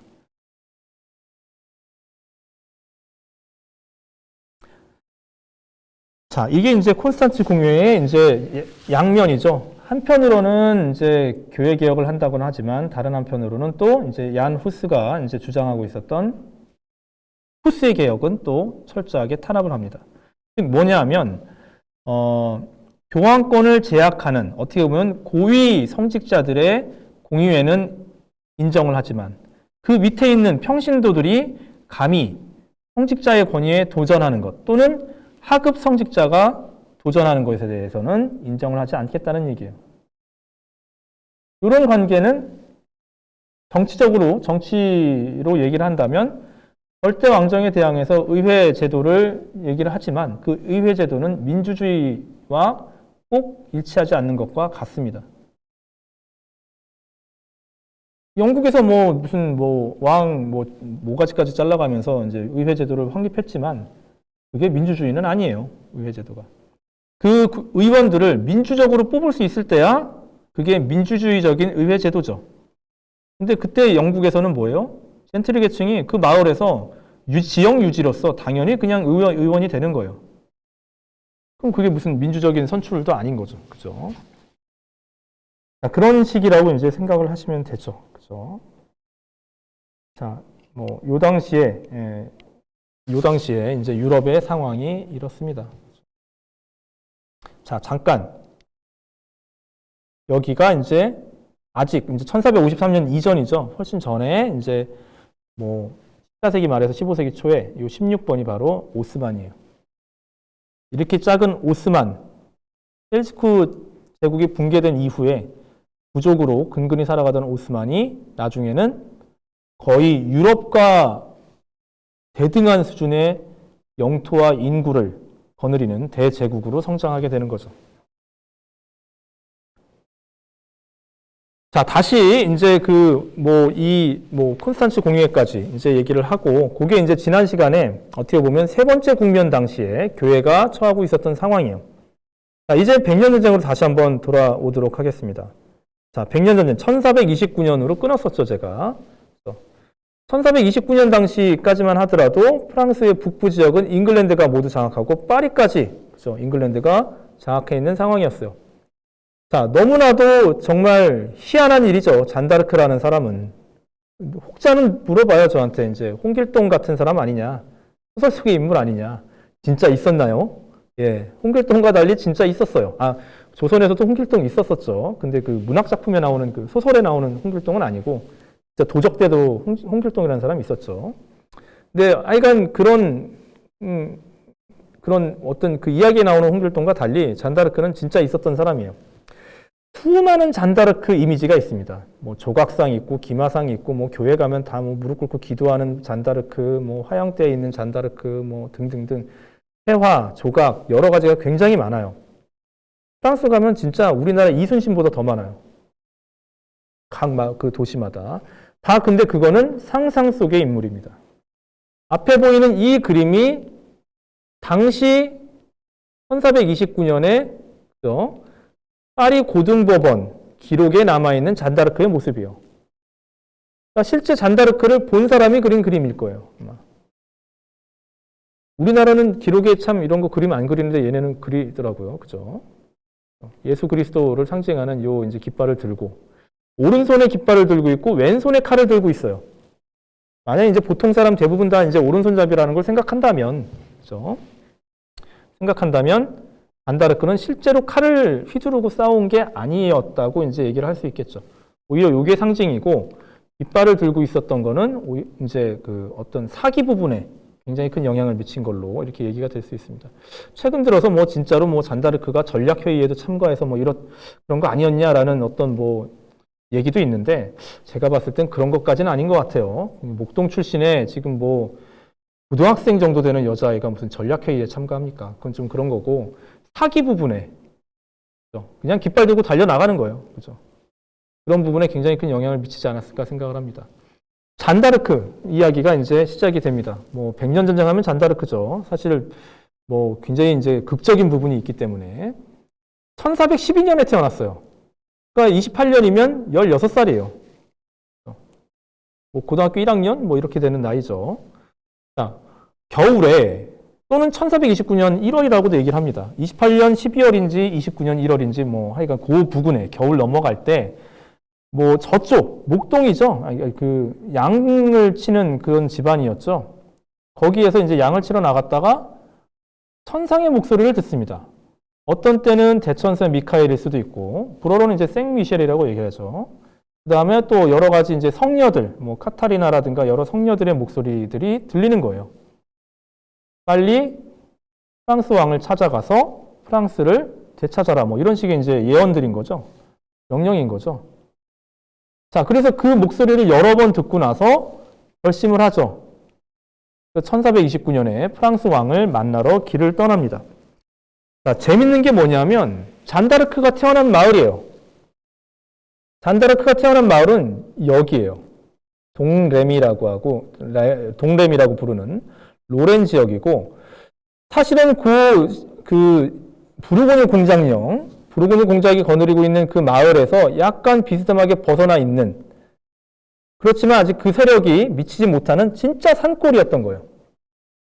보라색으로 칠해져 있는 이유는 뭐 진짜로 뭐 여기 있는 사람들이 뭐 샤를 7세를 막 지지해서가 아니라 뭐 부르고뉴 공작의 그 영향력이 미미했기 때문이죠. 산골이에요, 산골. 이게 이제 어떤 프랑스의 민족 감정의 등장을 보여주고 있는 중요한 어떤 지표가 되기도 합니다, 사실은. 자, 그래서 여기를 떠나요. 여기를 떠나서 당시에 원래는 이제 그 샤를 7세가 주요하게 제2의 수도로 삼고 있는 곳이 부르주라는 곳이었어요. 여기 부르주라는 곳인데, 당시에는 이 겨울에는 시농이라는 곳에 머무르고 있었습니다. 프랑스 문학에서 누구죠? 가르강티아 뻥떼거리에를 썼던 라블레라는 사람으로 유명한 도시죠. 그래서 이 신홍성, 그건 나중에 얘기고 어쨌든 신홍성으로 갑니다. 자, 2월 달에 신홍성을 방문해요. 그죠? 그리고 샤를 7세를 아련합니다. 자, 이때 당시 이제 좀 전설처럼 내려오는 얘기가 이런 거죠. 예전에 이제 영화 잔다르크 영화가 이제 2000년에 나온 영화가 있었는데 거기에서도 나오는 장면이긴 한데 사실은 이제 그 전설이라고 합니다. 뭐 그거였죠. 오를레앙이 아니죠. 그 동레미의 목동 소녀가 왕에게 이제 뭐 하늘의 소리를 전하러 온다고 하는데 한번 만나보자. 근데 진짜 걔가 하늘의 계시를 받았는지 신의 계시를 받았는지 한번 시험해보자.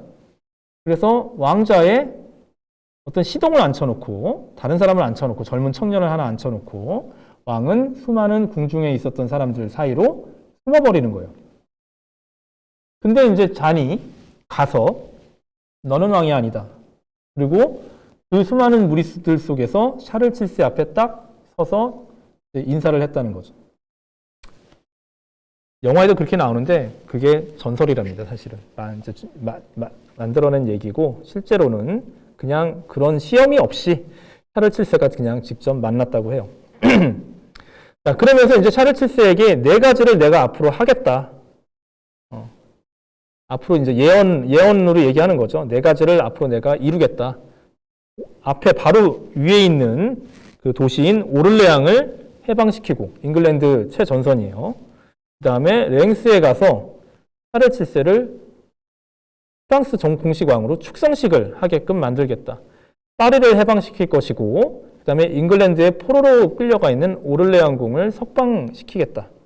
이때 이제 이 오를레앙 공은 누구냐면 저번에 암살당했던 그 샤를 6세의 동생 루이 도를레앙의 아들이에요. 샤를 도를레앙이라고 해서 뭐 이 샤를 도를레앙은 이제 뭐 진짜 오를레앙 공작이라고 얘기는 하지만 뭐 오를레앙도 잉글랜드에 자표가 있고 이 사람은 뭐 잉글랜드 쪽에서 살면서 런던이 있었겠죠. 주로 이제 문학 작품을 합니다. 그래서 샤를 도를레앙은 역사보다는 프랑스 문학에서도 유명한 사람이에요. 어쨌든 이걸 예언을 해요. 근데 이게 이제 당시 상황을 봤을 때 말도 안 되는 게 오를레앙 지금 이제 프랑스로 넘어가 있는데 요거 이제 완전히 이제 잉글랜드의 최전선인 거예요. 여기를 이제 잉글랜드로부터 수복하고 랭스는 여기 있습니다. 완전히 잉글랜드랑 부르고뉴군이 다 둘러싸여 있는 이 랭스 가서 축성식을 하겠다는 얘기예요. 그리고 파리를 해방시키고 이게 이제 여기 지금 부르주에 있는 그다음에 신홍성에 있는 이 아르마냐파 그 프랑스 사람들에게는 말도 안 되는 소리죠, 사실은. 여기 오를레앙만 함락해도 진짜 대단한 기적이라고 생각하고 있는데. 그리고 샤를 7세는 내가 진짜 왕이 맞는가라고 생각하면서 굉장히 시리에 빠져 있는 그런 상황이었던 거죠. 그죠? 자, 그런데 일단 오를레앙을 함락하는데 성공합니다. 바로 이제 2월 달에 방문을 했었고 4월, 5월 이 봄철에 오를레앙 공성전을 시작을 하고 실제로 잔다르크가 사람들에게 사기를 북돋는 거예요. 뭐 그렇다고 우리가 추정을 할 수밖에 없는 거예요. 저 어린 여자애가 막 돌격을 하는데 뒤에 이제 그 우락부락한 이제 이 프랑스 기사들이 어떻게 보면 창피하게 뒤로 숨을 수는 없는 노릇인 거예요. 그죠? 그러면서 겁도 없이 막 달려들고 잉글랜드군은 갑작스러운 이런 이제 그 공격에 당황을 하게 되고 결국에는 오를레앙을 내주게 됐던 거죠. 네 가지 예언 중에 첫 번째 예언이 바로 이루어진 거예요. 석 달 만에. 자, 그러면서 오를레앙 수복이 이루어졌고 이 기세를 몰아서 바로 랭스까지 쳐 올라갑니다. 프랑스군이. 자, 그래서 이렇게 쭉 올라가서 랭스까지 가서 대관식을 합니다. 실제로. 대관식, 축성식을 하게 되는 거죠. 대관식과 도유식 두 가지가 합쳐서 축성식이라고 얘기를 했었죠. 하는 거예요. 샤를 7세는 이때부터 갑자기 자신감을 되찾기 시작해요. 아, 나 카페 왕조 맞구나. 나 진짜 왕 맞구나. 자, 그리고 나서 샤를 7세가 돌변합니다. 뭐냐면 아, 나 왕 맞나? 뭐 이러면서 이제 굉장히 실이 빠져 있다가 자신감을 되찾고 왕으로서 갑자기 이제 여러 신하들을 통솔하고 전략을 짜고 뭐 이런 식의 이제 모습들을 보여주는 거죠. 근데 이제 이 순간부터 잔다르크는 약간 거추장스러운 존재가 되기 시작해요. 무조건 돌격이에요. 잔다르크는. 자기 예언을 실현시켜야 된다는 생각을 갖고 있었던 거죠. 좀 천천히 해도 될 텐데 가다듬고 여러 가지 상황을 보고 해야 되는데 막 달려나갑니다. 이제 이 무조건 달려가기만 하는 잔다르크가 샤를 7세는 굉장히 거슬리는 존재가 돼버리는 거죠. 자기가 이제 샤를 7세도 그렇죠. 그죠? 들어갈 때랑 나올 때랑 생각이 달라지는 사람인 거예요, 사실은. 그죠? 자, 그러고 나서는 이제 더 이상 잔다르크에 대해서 크게 이제 신임을 주지 못하는 그런 상황이 오게 되고, 잔다르크는 뭐 일단 이제 내친 김에 꽁피에뉴까지 이제 쳐들어가게 되는 거죠. 그죠? 자, 그런데 그 사이에 무슨 일이 있었냐면 꽁피에뉴까지 가기 전에 일단은 파리를 갔었어요. 랭스까지 가서 그 옆에 있었던 파리까지 쳐들어갔었는데 이게 더 이상 먹히지 않았던 거예요. 오를레앙이랑 랭스까지는 됐는데 파리까지는 아니었던 거예요. 결국 이제 파리 공성전에선 실패하고 프랑스군 철수하고 이 이후로 이제 샤를 7세와 갈등을 빚게 되는 거죠. 더 이상 이제 정규군에 합류를 하지 못했고 잔다르크는 뭐 기회를 봐서 자기의 예언을 이제 구현해야 된다 이렇게 이제 생각을 갖고 있었습니다. 자, 그 와중에 1430년 초에 어떤 일종의 이제 정규군은 아니고 우리나라로 치면 의병들이죠. 그죠? 의병이라고 부를 수 있는 여러 의용군에 합류를 해요. 그리고 꽁피에뉴, 아까 얘기했던 1430년에 꽁피에뉴라는 곳에 진격을 합니다. 여기죠. 꽁피에뉴 공성전에 참가를 했던 거죠. 자, 그런데 여기서 결국에는 포로로 잡히게 되는 거죠. 옆에 이 그림처럼. 포로로 잡히게 됩니다. 자, 누구한테 잡혔냐? 부르고뉴군한테 잡혀요. 이때 이제 부르고뉴 공작은 저번에 북유럽 르네상스를 이제 꽃피웠던 필립 선량공, 그죠? 선량공 필립이었습니다. 그죠? 자, 그리고 부르고뉴는 이 잔다르크를 잉글랜드 사람들이 이제 엄청 이를 갈고 있는 거죠. 그죠? 이 잉글랜드 군에게 팔아 넘기죠. 그리고 잉글랜드 군에게 이제 넘어갑니다. 그죠? 1430년 11월에. 자, 그 이후에 이제 잉글랜드뿐만 아니라 파리 대학에 있었던 여러 신학자들, 그 다음에 주교들, 신부님들, 이런 사람들이 종교 재판을 하기 시작합니다. 잔다르크 이단이라는 거죠. 잔다르크가 들었던 하늘의 목소리, 그거 악마의 목소리일 가능성이 굉장히 크다라는 겁니다. 그래서 이제 잔다르크 여러 가지 이제 조사를 합니다. 과연 얘가 순결하고 정숙한 애인가? 처녀인가? 뭐 이런 거 검사도 하고, 그러면서 얘가 얘기하는 여러 가지 천상의 목소리라는 것이 도대체 뭔가, 이게 뭐 진짜 가톨릭 교리에 맞는 것인가, 여러 가지 이제 신문과 검사를 거치게 되는 거죠. 사실 판단하기가 쉽지 않아요. 그냥 완전히 이거는 뭐 논리적인 뭐 신학의 체계가 아니라 개인 내면의 신앙심에서 우러나오는 얘기이기 때문에 이거를 이 옳다 그러다 얘기할 수 없는 거죠. 결국에 이제 뭐 이 재판이죠. 이단 재판은 결국에는 친 잉글랜드 파들이 다 한 거였기 때문에 프랑스 사람들도 들어가 있었지만 이 사람들이 또 친 잉글랜드 파였던 거예요.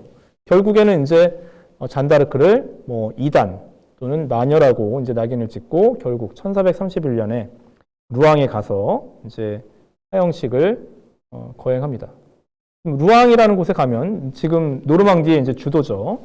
루앙에 가면은 이제 뭐 잔다르크가 화형을 당한 곳, 거기에 이제 뭐 십자가가 커다랗게 세워져 있습니다. 자, 이 이제 잔다르크의 화형은 사실은 다시 한번 우리가 되돌아본다면, 뭐 잉글랜드와 프랑스 간에 싸웠고 프랑스 편이었으니까 잉글랜드 사람들이 당연히 화형을 하겠지라고 생각할 수 있지만, 어쨌든 왜 그럼 신학자들은 그렇게 잔다르크를 이단으로 몰아세웠는가라는 걸 생각해 봐야 돼요. 여기 제가 지금까지 얘기했던 것 중에 종교적인 운동에서 정치적인 흐름을 자꾸 얘기를 했다면, 이거는 또 정치적인 흐름에서 이제 종교적인 성격을 또 봐야 된다는 거죠. 이거는 이 당시에 가톨릭 기본 교리에 어긋나는 거예요. 잔다르크의 이 사례는. 왜? 신해대리는 유일하게 교황뿐이에요. 그리고 신앙의 지도는 성직자들만이 하는 거예요. 근데 어디 일개 목동 출신의 여자아이가 신의 말씀 또는 천상의 말씀을 들었다고 얘기를 합니까? 이건 교회에 도전하는 거예요. 위클리프나 얀 후스 같은 사람들이 봤을 때는 잔다르크에 동의했을 거예요, 아마. 근데 당시에 있었던 얀 후스를 잡아 죽인 그 교회 사람들, 성직자들, 그 입장에서 본다면 잔다르크는 용서할 수 없는 인간들인 거죠. 단순히 친잉글랜드 이런 문제를 떠나서 교회 성직자들의 권위에 도전하게 되는 거예요. 잔다르크의 이런 태도들은. 당연히 그래서 사형을 당해야 되는 거죠. 악마의 목소리인 거죠, 사실은. 신의 목소리 또는 천상의 목소리는 교황이나 성직자들에게만 오는 것이지 일반 평신도에게 오는 건 아니에요. 나중에 이제 종교개혁이 일어나고 나서 수많은 개신교들이 생겼을 때 개신교의 기본 생각은 뭐예요? 그냥 일반 평신도들 개개인도 성경 읽고 묵상하고 신으로부터 여러 가지 계시를 받을 수 있다는 게 개신교죠. 잔다르크는 그런 모습 보여주고 있는 거죠. 그죠? 자, 이 이후에 이제 잔다르크 구하려고 샤를 7세가 달려가지도 않아요. 그냥 이제 귀찮은 애 이제 없어졌구나 이런 거죠. 샤를 7세는. 그리고 나서 이제 프랑스 사람들에게 그냥 잔다르크는 전설처럼 쭉 내려오다가 그냥 마녀로 화형당한 역사적인 인물, 과거로 점점 잊혀지게 됩니다. 그러다가 나중에 19세기에 일종의 이제 프랑스에서 민족주의가 굉장히 활활 불타오를 때, 특히나 1871년에 이제 프랑스 포이센 전쟁이 있었죠. 보불 전쟁. 70년에서 71년 넘어갈 때, 그 보불 전쟁 이후에 프랑스가 굉장히 자존심에 큰 타격을 입습니다. 그때 당시에. 그때 이제 민족주의 감정을 굉장히 크게 내세우면서 이제 그 부근에 잔다르크가 민족의 영웅으로 재발굴되죠. 그건 이제 그 사회주의자들도 마찬가지였어요. 그죠? 이게 민중의 딸이다. 고위 성직자들과 귀족들에게 버림받은 민중의 딸이다. 이렇게 얘기하면서 사회주의지만 민족주의적인 그런 태세를 보여주게 되죠. 그래서 여러 가지 이제 이때부터 이제 여러 가지 이제 그 잔다르크 동상이라든가 회화가 그려지게 되는데, 왼쪽에 있는 게 그 사크레퀘르 성당이라고 몽마르트르 언덕에 이제 세워진 19세기에 프랑스 포이센 전쟁 이후에 이제 그 세워진 성당이고, 앞에 보면 이제 잔다르크가 아주 비장하게 갑옷을 입고 말을 타고 이렇게 청동상으로 이제 말은 이제 그 조각이 되어 있습니다. 우리나라는 호국 불구가 있다면 여기는 호국 기독교인 거죠. 그죠? 자, 오른쪽은 그거예요. 이제 나중에는 프랑스에서 엄청 이제 추진을 하는 거예요. 잔다르크 2단 아니다. 마녀 아니다. 세인트다. 이거를 추진합니다. 그래서 1920년에 바티칸에서 잔다르크 시성 추진단이 이제 방문을 해서 압력을 넣는 거죠. 그래서 이제 잔다르크는 결국 성녀, 세인트의 반열에 오르게 됩니다. 그러니까 완전히 500년 만에, 400년 만에 역전 500년이네요, 진짜 500년. 1920년이니까. 1430년에 죽었으니까 31년에 죽었으니까. 그렇죠? 완전 500년은 아니지만 근 500년이 다 돼가는 10년을 앞둔 이 상황에서 2단에서 성녀가 됐던 거죠. 세인트가. 자, 이러면서 이제 잔다르크는 지금 프랑스를 상징하는 굉장히 중요한 인물로 부각이 되고 있습니다. 프랑스의 영웅이죠. 그죠? 자, 그 이후의 상황, 1429년 이후의 상황을 보겠습니다. 자, 왼쪽에 있는 사람이 샤를 7세예요. 그 잔다르크라는 영화를 보게 되면 존 말코비치가 이 역할을 했는데 너무나 똑같이 생겼어요. 한성을 자아낼 정도로 너무 똑같이 생겨서. 그죠? 자, 이 이후의 상황. 1435년에 가면은 부르고뉴와 프랑스가 드디어 화해를 합니다. 31년에 이제 잔다르크를 팔아 넘겼는데 샤를 7세가 의기양양하게 다시 재정비하고 나서 부르고뉴도 이제 뭔가 새로운 이제 그 전략을 취하게 되는 거죠. 그러면서 1435년에 화해, 즉 아라스라는 곳에서 화해가 이루어지는 거죠. 그래서 아라스 화약이라는 게 맺어지고, 이렇게 됨으로써 부르고뉴는 그동안 있었던 잉글랜드와의 동맹을 자연스럽게 파기하게 됩니다. 자, 이 이후에 잉글랜드는 점점 궁지에 몰리게 돼요. 자, 헨리 5세가 죽고 1살짜리였던 헨리 6세가 이제 좀 커서, 그죠? 커서 16살이 됐어요. 1437년에. 그리고 16살이 되는 해에 직접 정사를 돌보기 시작합니다. 물론 이때에도 이제 여러 숙부들이 같이 하고 있었던 거죠. 그런데 친정을 하는데 헨리 6세가 좀 굉장히 사람이 무르고 우유부단하고 뭔가 이렇게 좀 아까 봤던 리처드 2세랑은 좀 달라요. 또 완전 반대예요. 정치를 좀 강단 있게 이끌어 나가지 못하는 성격이에요. 그죠? 그러면서 귀족들 간의 이전 투구가 발생을 합니다. 이거를 제어를 통제를 못하는 거예요. 그죠? 그 와중에 이제 그 잔다르크 이후로 사기가 꺾인 잉글랜드군은 프랑스한테 또 계속해서 패배를 하게 되고 결국 1436년에서 37년 사이에 프랑스 군은 드디어 파리를 공격해서 파리를 다시 수복하게 됐던 거죠. 잉글랜드군은 여기저기서 이제 쫓겨나가기 시작합니다. 그래서 이제 다시 한번 샤를 7세 때, 샤를 7세의 할아버지였던 샤를 5세 때처럼 프랑스군이 승리를 거두게 됩니다. 샤를 7세가 어떤 사람이냐? 흔히 이제 잔다르크의 도움을 받아서 왕위에 오른 사람 정도로만 우리가 이제 알고 있는데 이 사람이 대단한 사람이에요, 사실은. 흔히 이제 세계사 교과서에 보면 맨날 중세는 100년 전쟁과 함께 끝나면서 중앙집권적인 국가가 등장하고 관료제와 상비군이 마련이 되었다 이렇게 얘기가 되는데 그걸 한 사람이 바로 앞에 보이는 샤를 7세입니다. 샤를 7세는 구체적으로 어떤 일을 했느냐? 우리가 맨 처음에 봤었던 필립 4세가 염원하던 모든 정책들을 완성시킨 사람이에요. 파리를 수복하고 나서 바로 다음에 부르주 칙령이라는 걸 반포해요. 네, 옆에 제가 이제 갈리카니즘이라고 했는데, 부르주 칙령 뭐냐? 프랑스 내 성직자 임명권을 프랑스 왕이 갖는다요. 대신 여기서 이제 좀 한 가지 이제 유보 조항은 임명하기 전에 일단 로마에 있는 교황에게 통보는 한다. 공의회죠, 사실은. 나중에 우리 좀 이따 다시 보겠지만 이건 바젤 공의회랑 또 연관이 있는 거예요. 마르티누스 5세, 아까 뽑혔던 마르티누스 5세랑 연관이 있는 겁니다.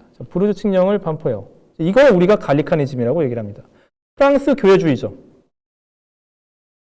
프랑스에서 그래서 형식적으로는 교황이 계속해서 수장이지만 실질적으로는 프랑스 왕이 수장이 되는 거예요. 이걸 갈리카니즘이라고 우리가 부르게 되는 거죠. 물론 여기에서 이제 나중에 계몽주의 시기로 가면은 이제 또 더 많은 의미가 여기에 붙게 됩니다. 일단은 이제 프랑스 교회는 교황에게 종속되지 않는다라는 차원으로 보면 되는 거죠. 프랑스는 1438년에 이걸 이미 한 거예요. 잉글랜드는 못하고 있었습니다. 이때 당시에. 나중에 헨리 8세가 이거 하는 거예요. 종교개혁에 기대해서. 프랑스는 오히려 이제 종교와 관련해서는, 로마 교황도 한편으로는 인정을 하지만 실권은 프랑스 왕이 다 갖는 방식으로, 갈리카니즘을 만들어냈다면, 잉글랜드는 못한 거예요. 그런 것도 못하고 있다가 과격한 방식으로 종교개혁의 흐름 속에서 헨리 8세가 앵글리카니즘을 만들게 되는 거죠. 이제 지금 우리가 알고 있는 성공회가 만들어지게 됐던 거죠. 단순하게 종교개혁의 일환으로 헨리 8세의 종교개혁을 볼 게 아니라 이런 교회로부터 벗어나기 위한 국가교회주의의 일환으로 우리가 봐야 될 부분이 굉장히 큰 거죠, 사실은. 그리고 1439년에는, 잠깐, 부르주 칙령과 관련해서 한 가지만 더 얘기를 드린다면, 나중에 이제 16세기 초에, 볼로냐 협약이라는 게 있어요, 또. 볼로냐 협약은 누구랑 맺었냐면, 당시 교황이랑, 그때 교황은 제가 생각이 안 나는데, 가물가물합니다. 근데 왕은 누구였냐면, 프랑스 왕이 프랑스와 1세라는 왕이었어요. 그때도 갈리카니즘이라고 얘기를 합니다. 그때 나오는 내용은 뭐냐면, 부르주 칙령은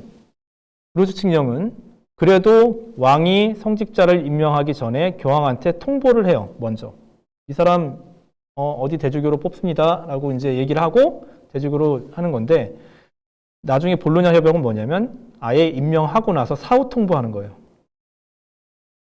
완전히 이제 프랑스에서 교황이라는 존재는 실질적으로 아무것도 아닌 거예요. 그러니까 나중에 루이 13세 때 리슐리에 같은 사람들이 나오는 거죠. 삼총사에 나오는 악역이죠. 리슐리에. 그죠? 리슐리의 추교경이 추구하는 게 바로 프랑스의 국가 이성이었어요. 자, 그런 맥락 속으로 이어지게 되고, 그 다음에 바로 다음에는 오를레앙 가서 오를레앙 칙령을 반포해요. 아직 전쟁 중이니까 이 도시 저 도시 막 돌아다니면서 이제 정무를 보고 있는 거죠. 자, 여기에 나오는 게 바로 상비군 창설이에요. 이게 이제 이거는 이제 구체적으로는 샤를 5세가 추진했던 거죠. 샤를 5세가 이제 했던 게 뭐냐면, 아까 잠깐 얘기했지만, 아비뇽 막 침탈하고 있었던 그 용병들, 비적대가 되어버린 용병들, 다 끌어모아서, 그 그렁드 꽁판이라고 불렀는데, 그 끌어모아서 정규군으로 만든 거였어요. 돈 안 주고 계속 나버려 두니까 비적대가 돼서 프랑스 여기저기 침탈하고 다니는데, 얘네들 24시간 365일 고용체제로 간 거였죠, 샤를 5세가. 아예 이거를 이제 샤를 7세는 완전히 제도화시킨 거죠. 이게 이제 상비군이에요. 자, 즉 뭐냐면 워리어가 아닌 솔저의 시대로 더 접어들게 되는 거죠. 솔드 된 사람들. 돈으로 팔린 사람들이죠. 그리고 외국 용병이 아니라 프랑스 사람들을 상대로 한 용병 체제. 이게 이제 상비군이 됩니다. 자, 근데 문제는 뭐냐면 이거예요. 야, 상비군은 왕의 군대만, 왕이 이끄는 군대만 상비군이 되는 거고, 이 상비군을 마련하기 위해서 돈이 필요한데 지방 귀족들 다 돈 내라 이거예요. 대신에 니네들은 용병을 이끌 수 없어 이거예요. 지방 귀족들 입장에서 본다면 자기네들은 군대를 이끌지도 못하고 오히려 왕의 군대를 위해서 자기네들 돈을 내라는 거예요. 이거는 뭐 말도 안 되는 소리인 거예요. 지방 귀족들 입장에서 보게 된다면, 자기 군대를 다 거느리고 있던 이 입장에서 본다면. 그래서 결국 1440년에 반란이 일어나게 되죠. 지방 귀족들이. 뭐 왕실 귀족들도 다 여기에 반란을 일으키게 됩니다. 이걸 이제 프라그리의 반란이라고 불러요. 프라그리는 무슨 뜻이냐? 프라그라는 말이 있는데, 이게 프랑스어로 보헤미아의 프라하를 얘기해요. 프라하를 불어로 프라그라고 얘기를 하는데, 그럼 뭐냐? 갑자기 왜 보헤미아냐? 아까 이게 잠깐 나왔었죠. 후스파의 봉기. 그죠? 그러니까 권위에 고분고분하지 않고 저항하는 이 봉기 세력을 후스파로 보고, 이 후스파들이 이제 근거지로 삼은 프라하. 그죠?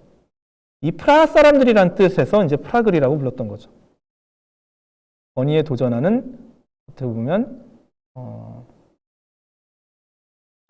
고분고분하지 않은 그런 놈들, 이런 뜻이죠. 그죠? 뭐, 왕 쪽에서 이제 만들어낸 용어죠. 그죠? 그러나, 앞에 이 그림을 보세요. 이게 이제 프라그리에 반란 당시에 이제 샤를 7세 군대예요. 샤를 7세가 이제 군대를 이끌고 있는데 점검하고 있는 거예요. 뭘? 왼쪽에 대포죠. 이미 이제 상비군으로 샤를 7세 때 만들어지는 게 포병대예요.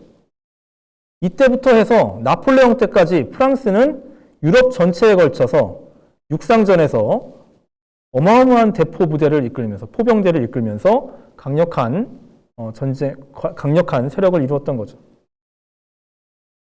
사실 뭐 나폴레옹의 포병대는 나폴레옹 덕택에 이제 그렇게 된 건 아니고, 정말 따로 프랑스 혁명 직전에 프랑스 군인들의 뭐 굉장히 천재적인 군인들이 많았습니다. 그때 이제 일신했기 때문에 나폴레옹까지 이어지게 됐던 건데, 어쨌든 프랑스 포병대가 만들어지는데, 이런 포병대를 이끌고 있는 왕의 군대 앞에서 지방 귀족들은 이제는 오합지졸인 거예요. 당연히 말도 안 되게 진압을 당합니다. 더 웃긴 건 이제 샤를 7세의 아들이었던 루이라는 이제 세자가 있었는데, 이 루이도 사실은 자기는 이제 저번에도 얘기했지만 이제 도피네라고 하는 지방 영주였던 거예요. 자기도 일종의. 그러니까 이제 이 제후들 그 연합 세력에 가담을 했다가 결국에는 이제 뭐 그 지죠. 아버지가 이끄는 군대에 지고. 이거 웃기고, 저도 사실 솔직히 이해는 안 갑니다. 왜 이렇게 했는지. 세자인데. 그죠? 어쨌든 그리고 나서 이제 아버지한테 미움을 받아서 도피네 지역에 강제 은거를 당하는 거죠. 너 도피네에서 나오지 마. 이렇게 되는 거예요. 나중에 이제 근데 이제 샤를 7세가 그래도 죽어갈 때 아들이 보고 싶어 갖고 오라고 하는데, 루이가 정말 잔인한 사람입니다. 이 사람이. 마키아벨리가 등장하기 전에 가장 마키아벨리적인 왕이에요. 아버지 안 가요. 아버지한테. 정을 끊어내버린 거죠. 얘기하는 게 뭐예요? 오직 도피네 벗어나지 말라면서요. 딱 그런 거죠. 매정하게 아버지의 마지막 청을 뿌리치고 그리고 아버지 죽고 나서는 자기 왕위에 오르고 저렇게 귀족들과 동맹해서 반란을 일으켰던 사람이 마지막으로 완전 귀족 세력들을 완전히 깨부시는 그런 이제 역할을 하게 돼요. 별명이 거미였어요. 거미. 거미줄을 쳐놓는다. 그렇죠? 45년에 이제 본격적인 거대한 이제 100년 전쟁에 돌입하는 사항비군을 마련을 하고 마지막 이제 8년 동안 잉글랜드 곳곳에 있는 잉글랜드군을 다 몰아내게 됐던 거죠. 그렇죠? 100년 전쟁이 마무리가 됩니다. 자, 요러는 사이에 다시 또 교회 문제로 넘어가도록 할게요. 바젤 공의회. 아까 잠깐 얘기했었죠. 왜냐하면 이제 부르주 칙령과 연동이 되기 때문이죠. 자, 아까 잠깐 이제 콘스탄츠 공의회 하면서 1418년에 이제 마르티누스 5세가 뽑혔고 이 사람이 이제 뭐 17년에 뽑혔죠. 그래서 이제 18년에 콘스탄츠 공의회 끝나고 나서 너는 공의회 밑에 있는 교황이야. 그러니까 공의회 자꾸 열어. 이렇게 얘기를 했는데 안 연다고 그랬었죠. 그죠? 공의회 개최에 굉장히 소극적이에요. 오히려 이 사람은 교황이 되기 전엔 공의회 밑에 있어요 제가 그러다가 교황이 되고 나서는 공의회는 내 밑에 있는 거야 라고 이제 생각한 거죠. 자, 이러는 사이에 이제 콘스탄츠 공의회에 참여했던 여러 이제 성직자들은 둘로 갈라지게 됩니다. 교황파와 공의회파로 갈라지게 되는 거죠. 그러면서 이제 그렇게 갈라졌고 이제 교황을 지지하는 세력, 마르티누스 5세를 지지하는 세력은 이제 교황파를 이루게 됩니다. 그럼에도 불구하고 공의회 개최에 대한 여러 이제 압력들이 이제 진행이 되면서 결국 자 31년에 바젤에서 공의회 개최한다라고 결정을 해놓고 17년에서 31년까지 14년 동안 공의회를 개최 안 한 거예요. 미적미적거리고. 그래서 개최하기로 해놓고 자기는 죽어버려요 또. 자, 이게 또 이제 문제가 되죠. 결국 스위스 바젤에서 바젤 공의회가 열립니다. 자, 주요 쟁점. 자, 교황 군주제 대 대의제적 공의회.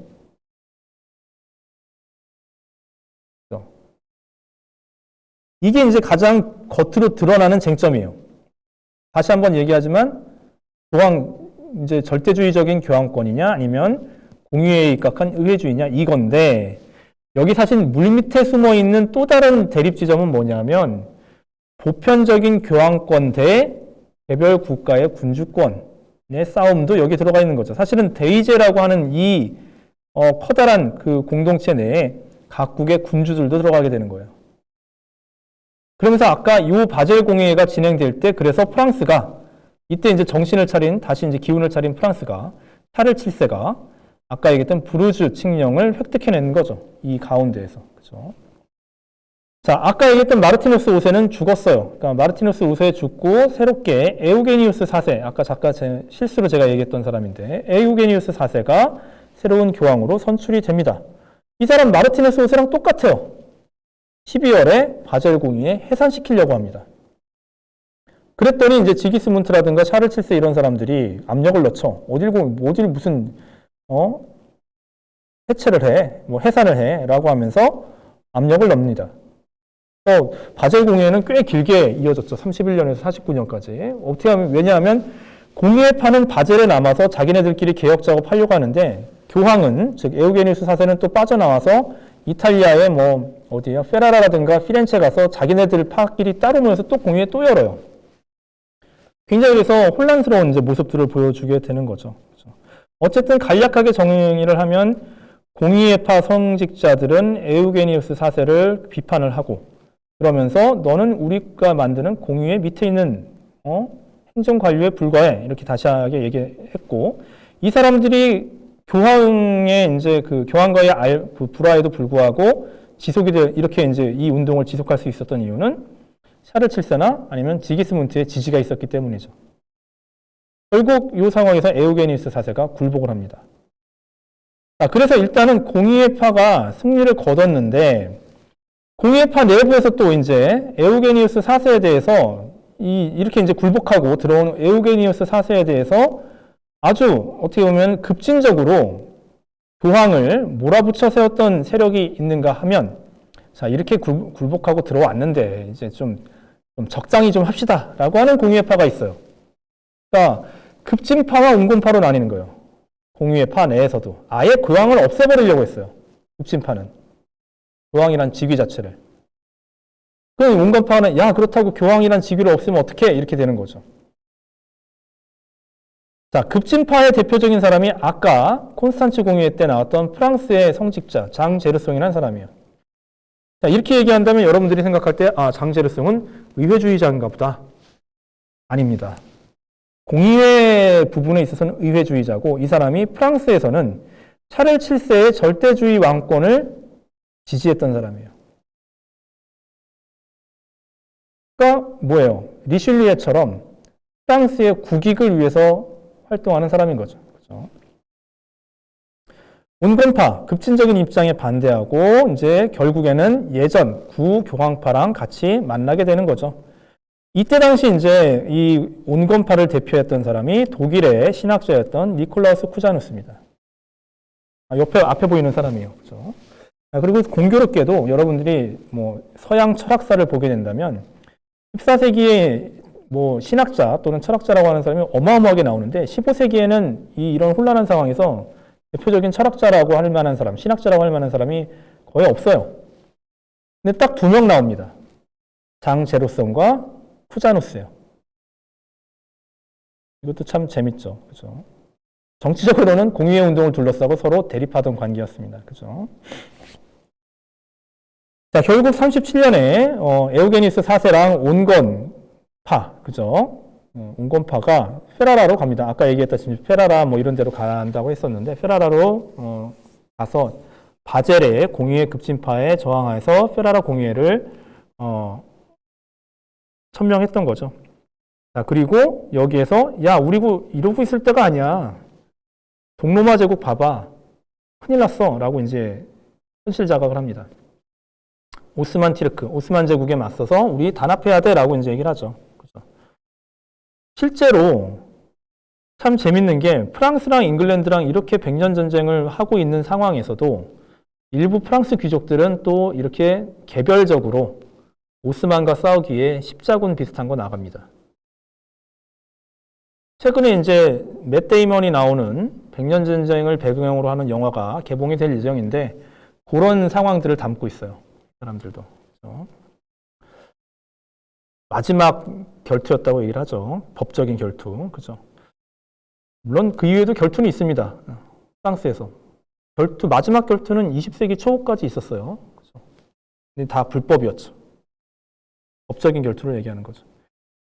자, 바젤 공의회, 보편교회의 종말. 바로 이 바젤 공의회에서 이 공의회 운동을 주장하는 사람들의 결정에 의해서 부르주 칙령, 마인츠 칙령 이런 것들이 반포가 됐던 거죠. 아까 얘기했던 프랑스 왕의 성직 임명권, 통보 임명이라는 부르주 칙령이 여기에서 바젤 공의회에서 만들어졌던 거죠. 그리고 바로 그 다음 해에서는 독일 내에 있는 각 제후들도 이런 권리를 갖는 식으로 마인츠 칙령이 또 이루어지게 됩니다.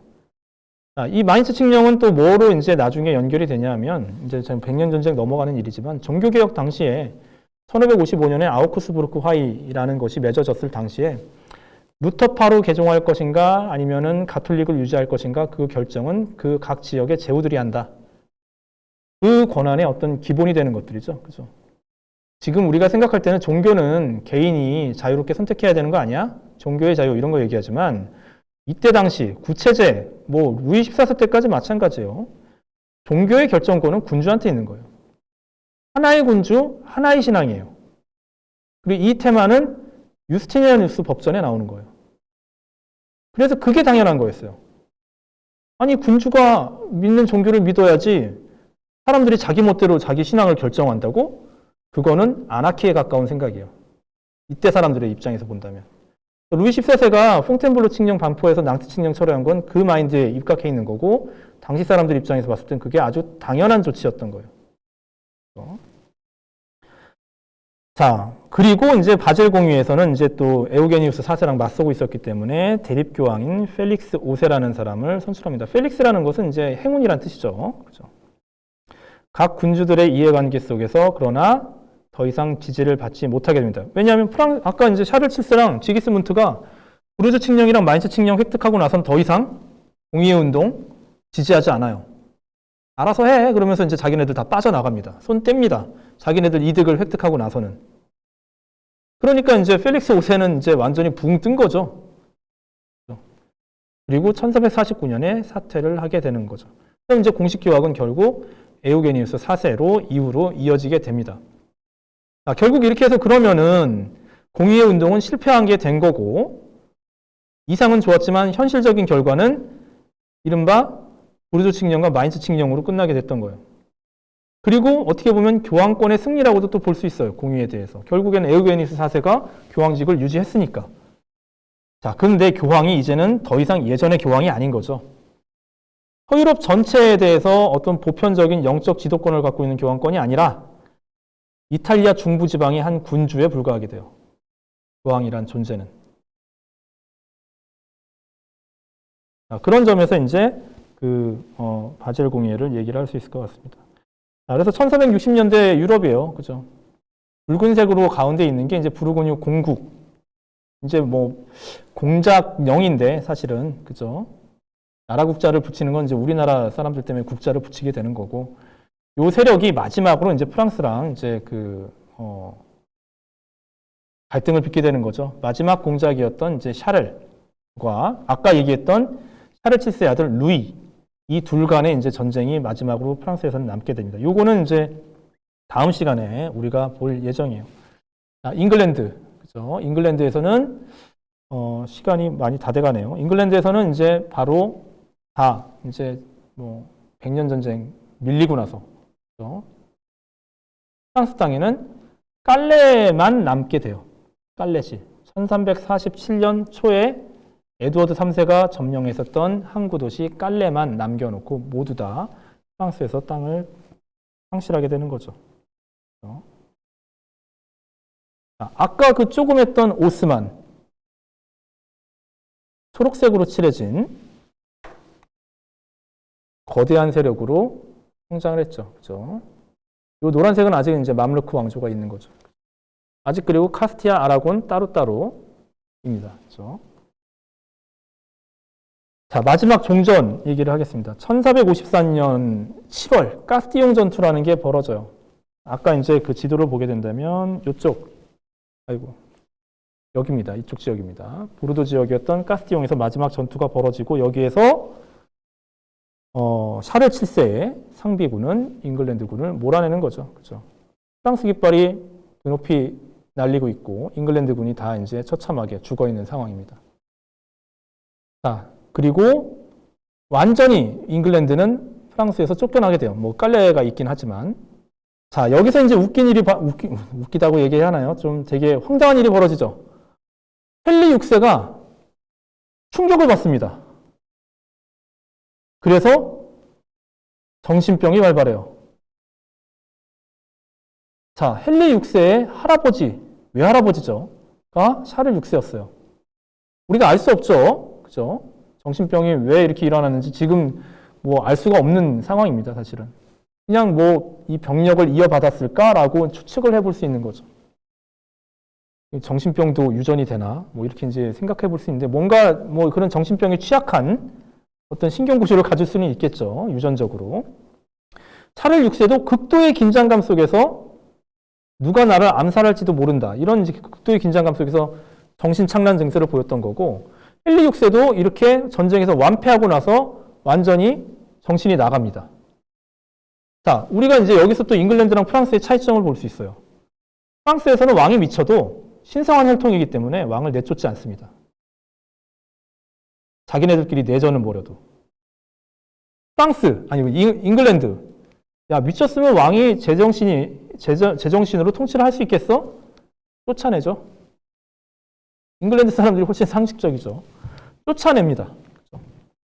자, 그 쫓아내기 위한 어떤 전쟁, 헨리 6세를 쫓아내고 이제 시작되는 전쟁이 바로 잉글랜드의 장미 전쟁이죠. 그렇죠? 1455년에서 1487년까지 이루어지게 됩니다.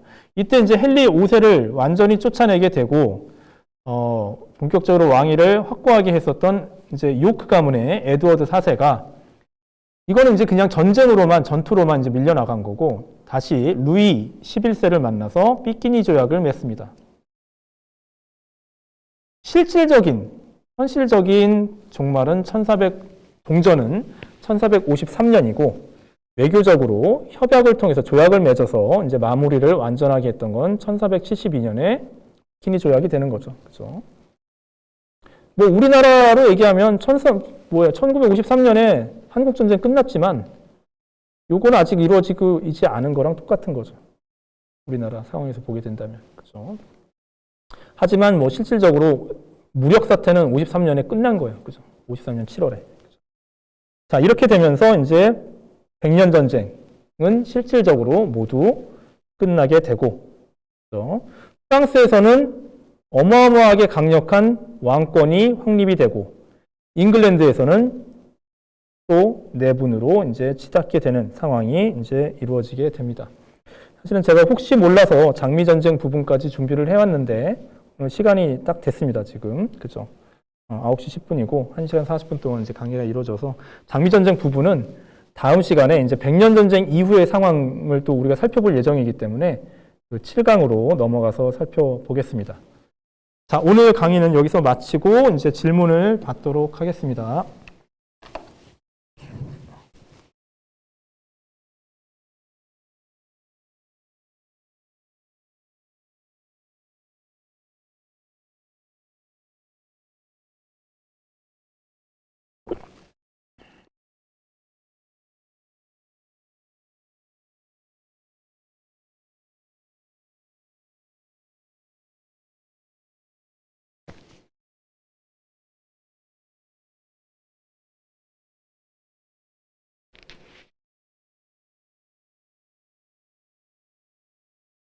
김재훈님께서 질문 주셨습니다. 예. 고대시대 니케아 공예회 같은 공예와 공예 주위에 입각한 중세 공예들의 차이점이 무엇인지 궁금합니다. 예, 공의회라는 건 성직자들의 모임이죠. 그죠? 성직자들의 모임을 얘기하는 건데, 그때 이제 니케아, 또 이제 라틴어로 니케아하고 이제 그리스어로 니카이아가 되죠. 니카이아 공의회 같은 경우는 이제 여러 가지 교리를 정비하기 위해서 모인 거죠. 그래서 성직자들이 모여서, 그때 당시에는 사실은 뭐 교황이라는 게 없죠. 로마 황제 밑에 5명의 총 대주교가 있는 거죠. 자, 그래서 다 모여갖고 아타나시우스파를 할 거냐, 아리우스파를 할 거냐, 이제 막 그런 교리를 정비하기 위해서 모인 겁니다. 그냥 공의회는 뭐 그냥 일반적인 차원에서 얘기를 한다면 고위 성직자들의 모임. 뭔가 교회의 주요한 사안을 결정하기 위해서 고위 성직자들이 의견을 내고 결정하는 그런 이제 모임이라고 생각하면 되는 거죠. 근데 나중에는 이제 이 공의회라는 것이 이제 황제래요. 교황권이 이제 확립이 됐을 때는 이제 교황 밑에서 교황을 이제 뒷받침해주는 그런 역할이었다가 이 공의회 운동은 아예 급진적으로 나아가게 되면 교황 없애고 공의회가 교회를 이끌어 나가자 이렇게 얘기를 했던 거죠.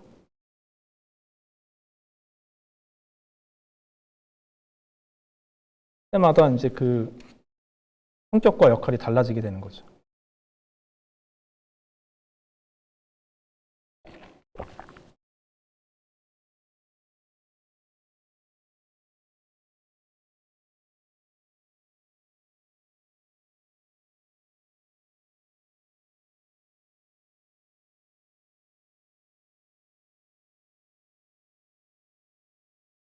뭐 조금 더 그래서 말씀을 드리면 제가 맨 처음에 얘기했던 그래서 뭐 그 교회에서 국가로라는 표현이 지금 이런 것과 이제 지금 맞물려 있게 되는 거죠.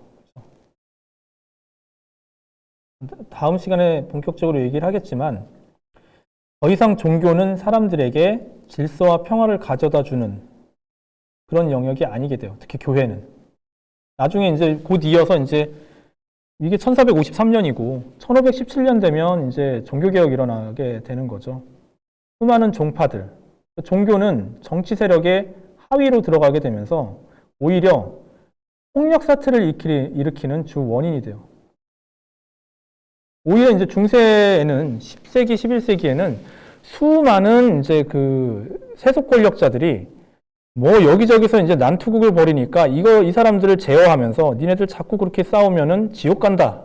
이렇게 얘기를 하면서 이 폭력 사태를 제어하고 일반인들에게 질서와 평화를 가져다 주는 게 교회였는데 지금 이 시기에 오게 되면 오히려 종교적인 부분은 여러 종파로 갈라지게 되면서 사람들에게 더 불안과 무질서를 조장하는 요소가 돼요. 그럼 사람들은 어디에 질서와 평화를 구하게 되느냐? 바로 국가에 기대는 거죠. 정치 권력에. 그게 이제 국가라는 것이 이제 중세에는 없었던 그런 스테이트라고 하는 것이 등장을 하게 되는 것이라고 이제 보면 되는 거죠.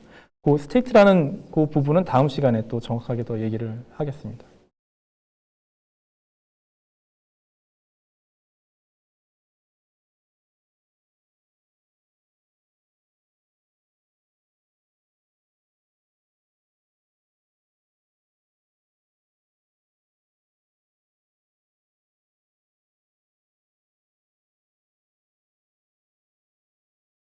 없나요? 네, 만약에 추가 질문 없으시면 오늘 강의 여기서 마치도록 하겠습니다. 예. 강의해 주신 홍영진 선생님과 참석해 주신 수강생분들께 감사의 말씀드립니다. 예. 다음 주에 뵙겠습니다. 예, 다음 주에 뵙겠습니다.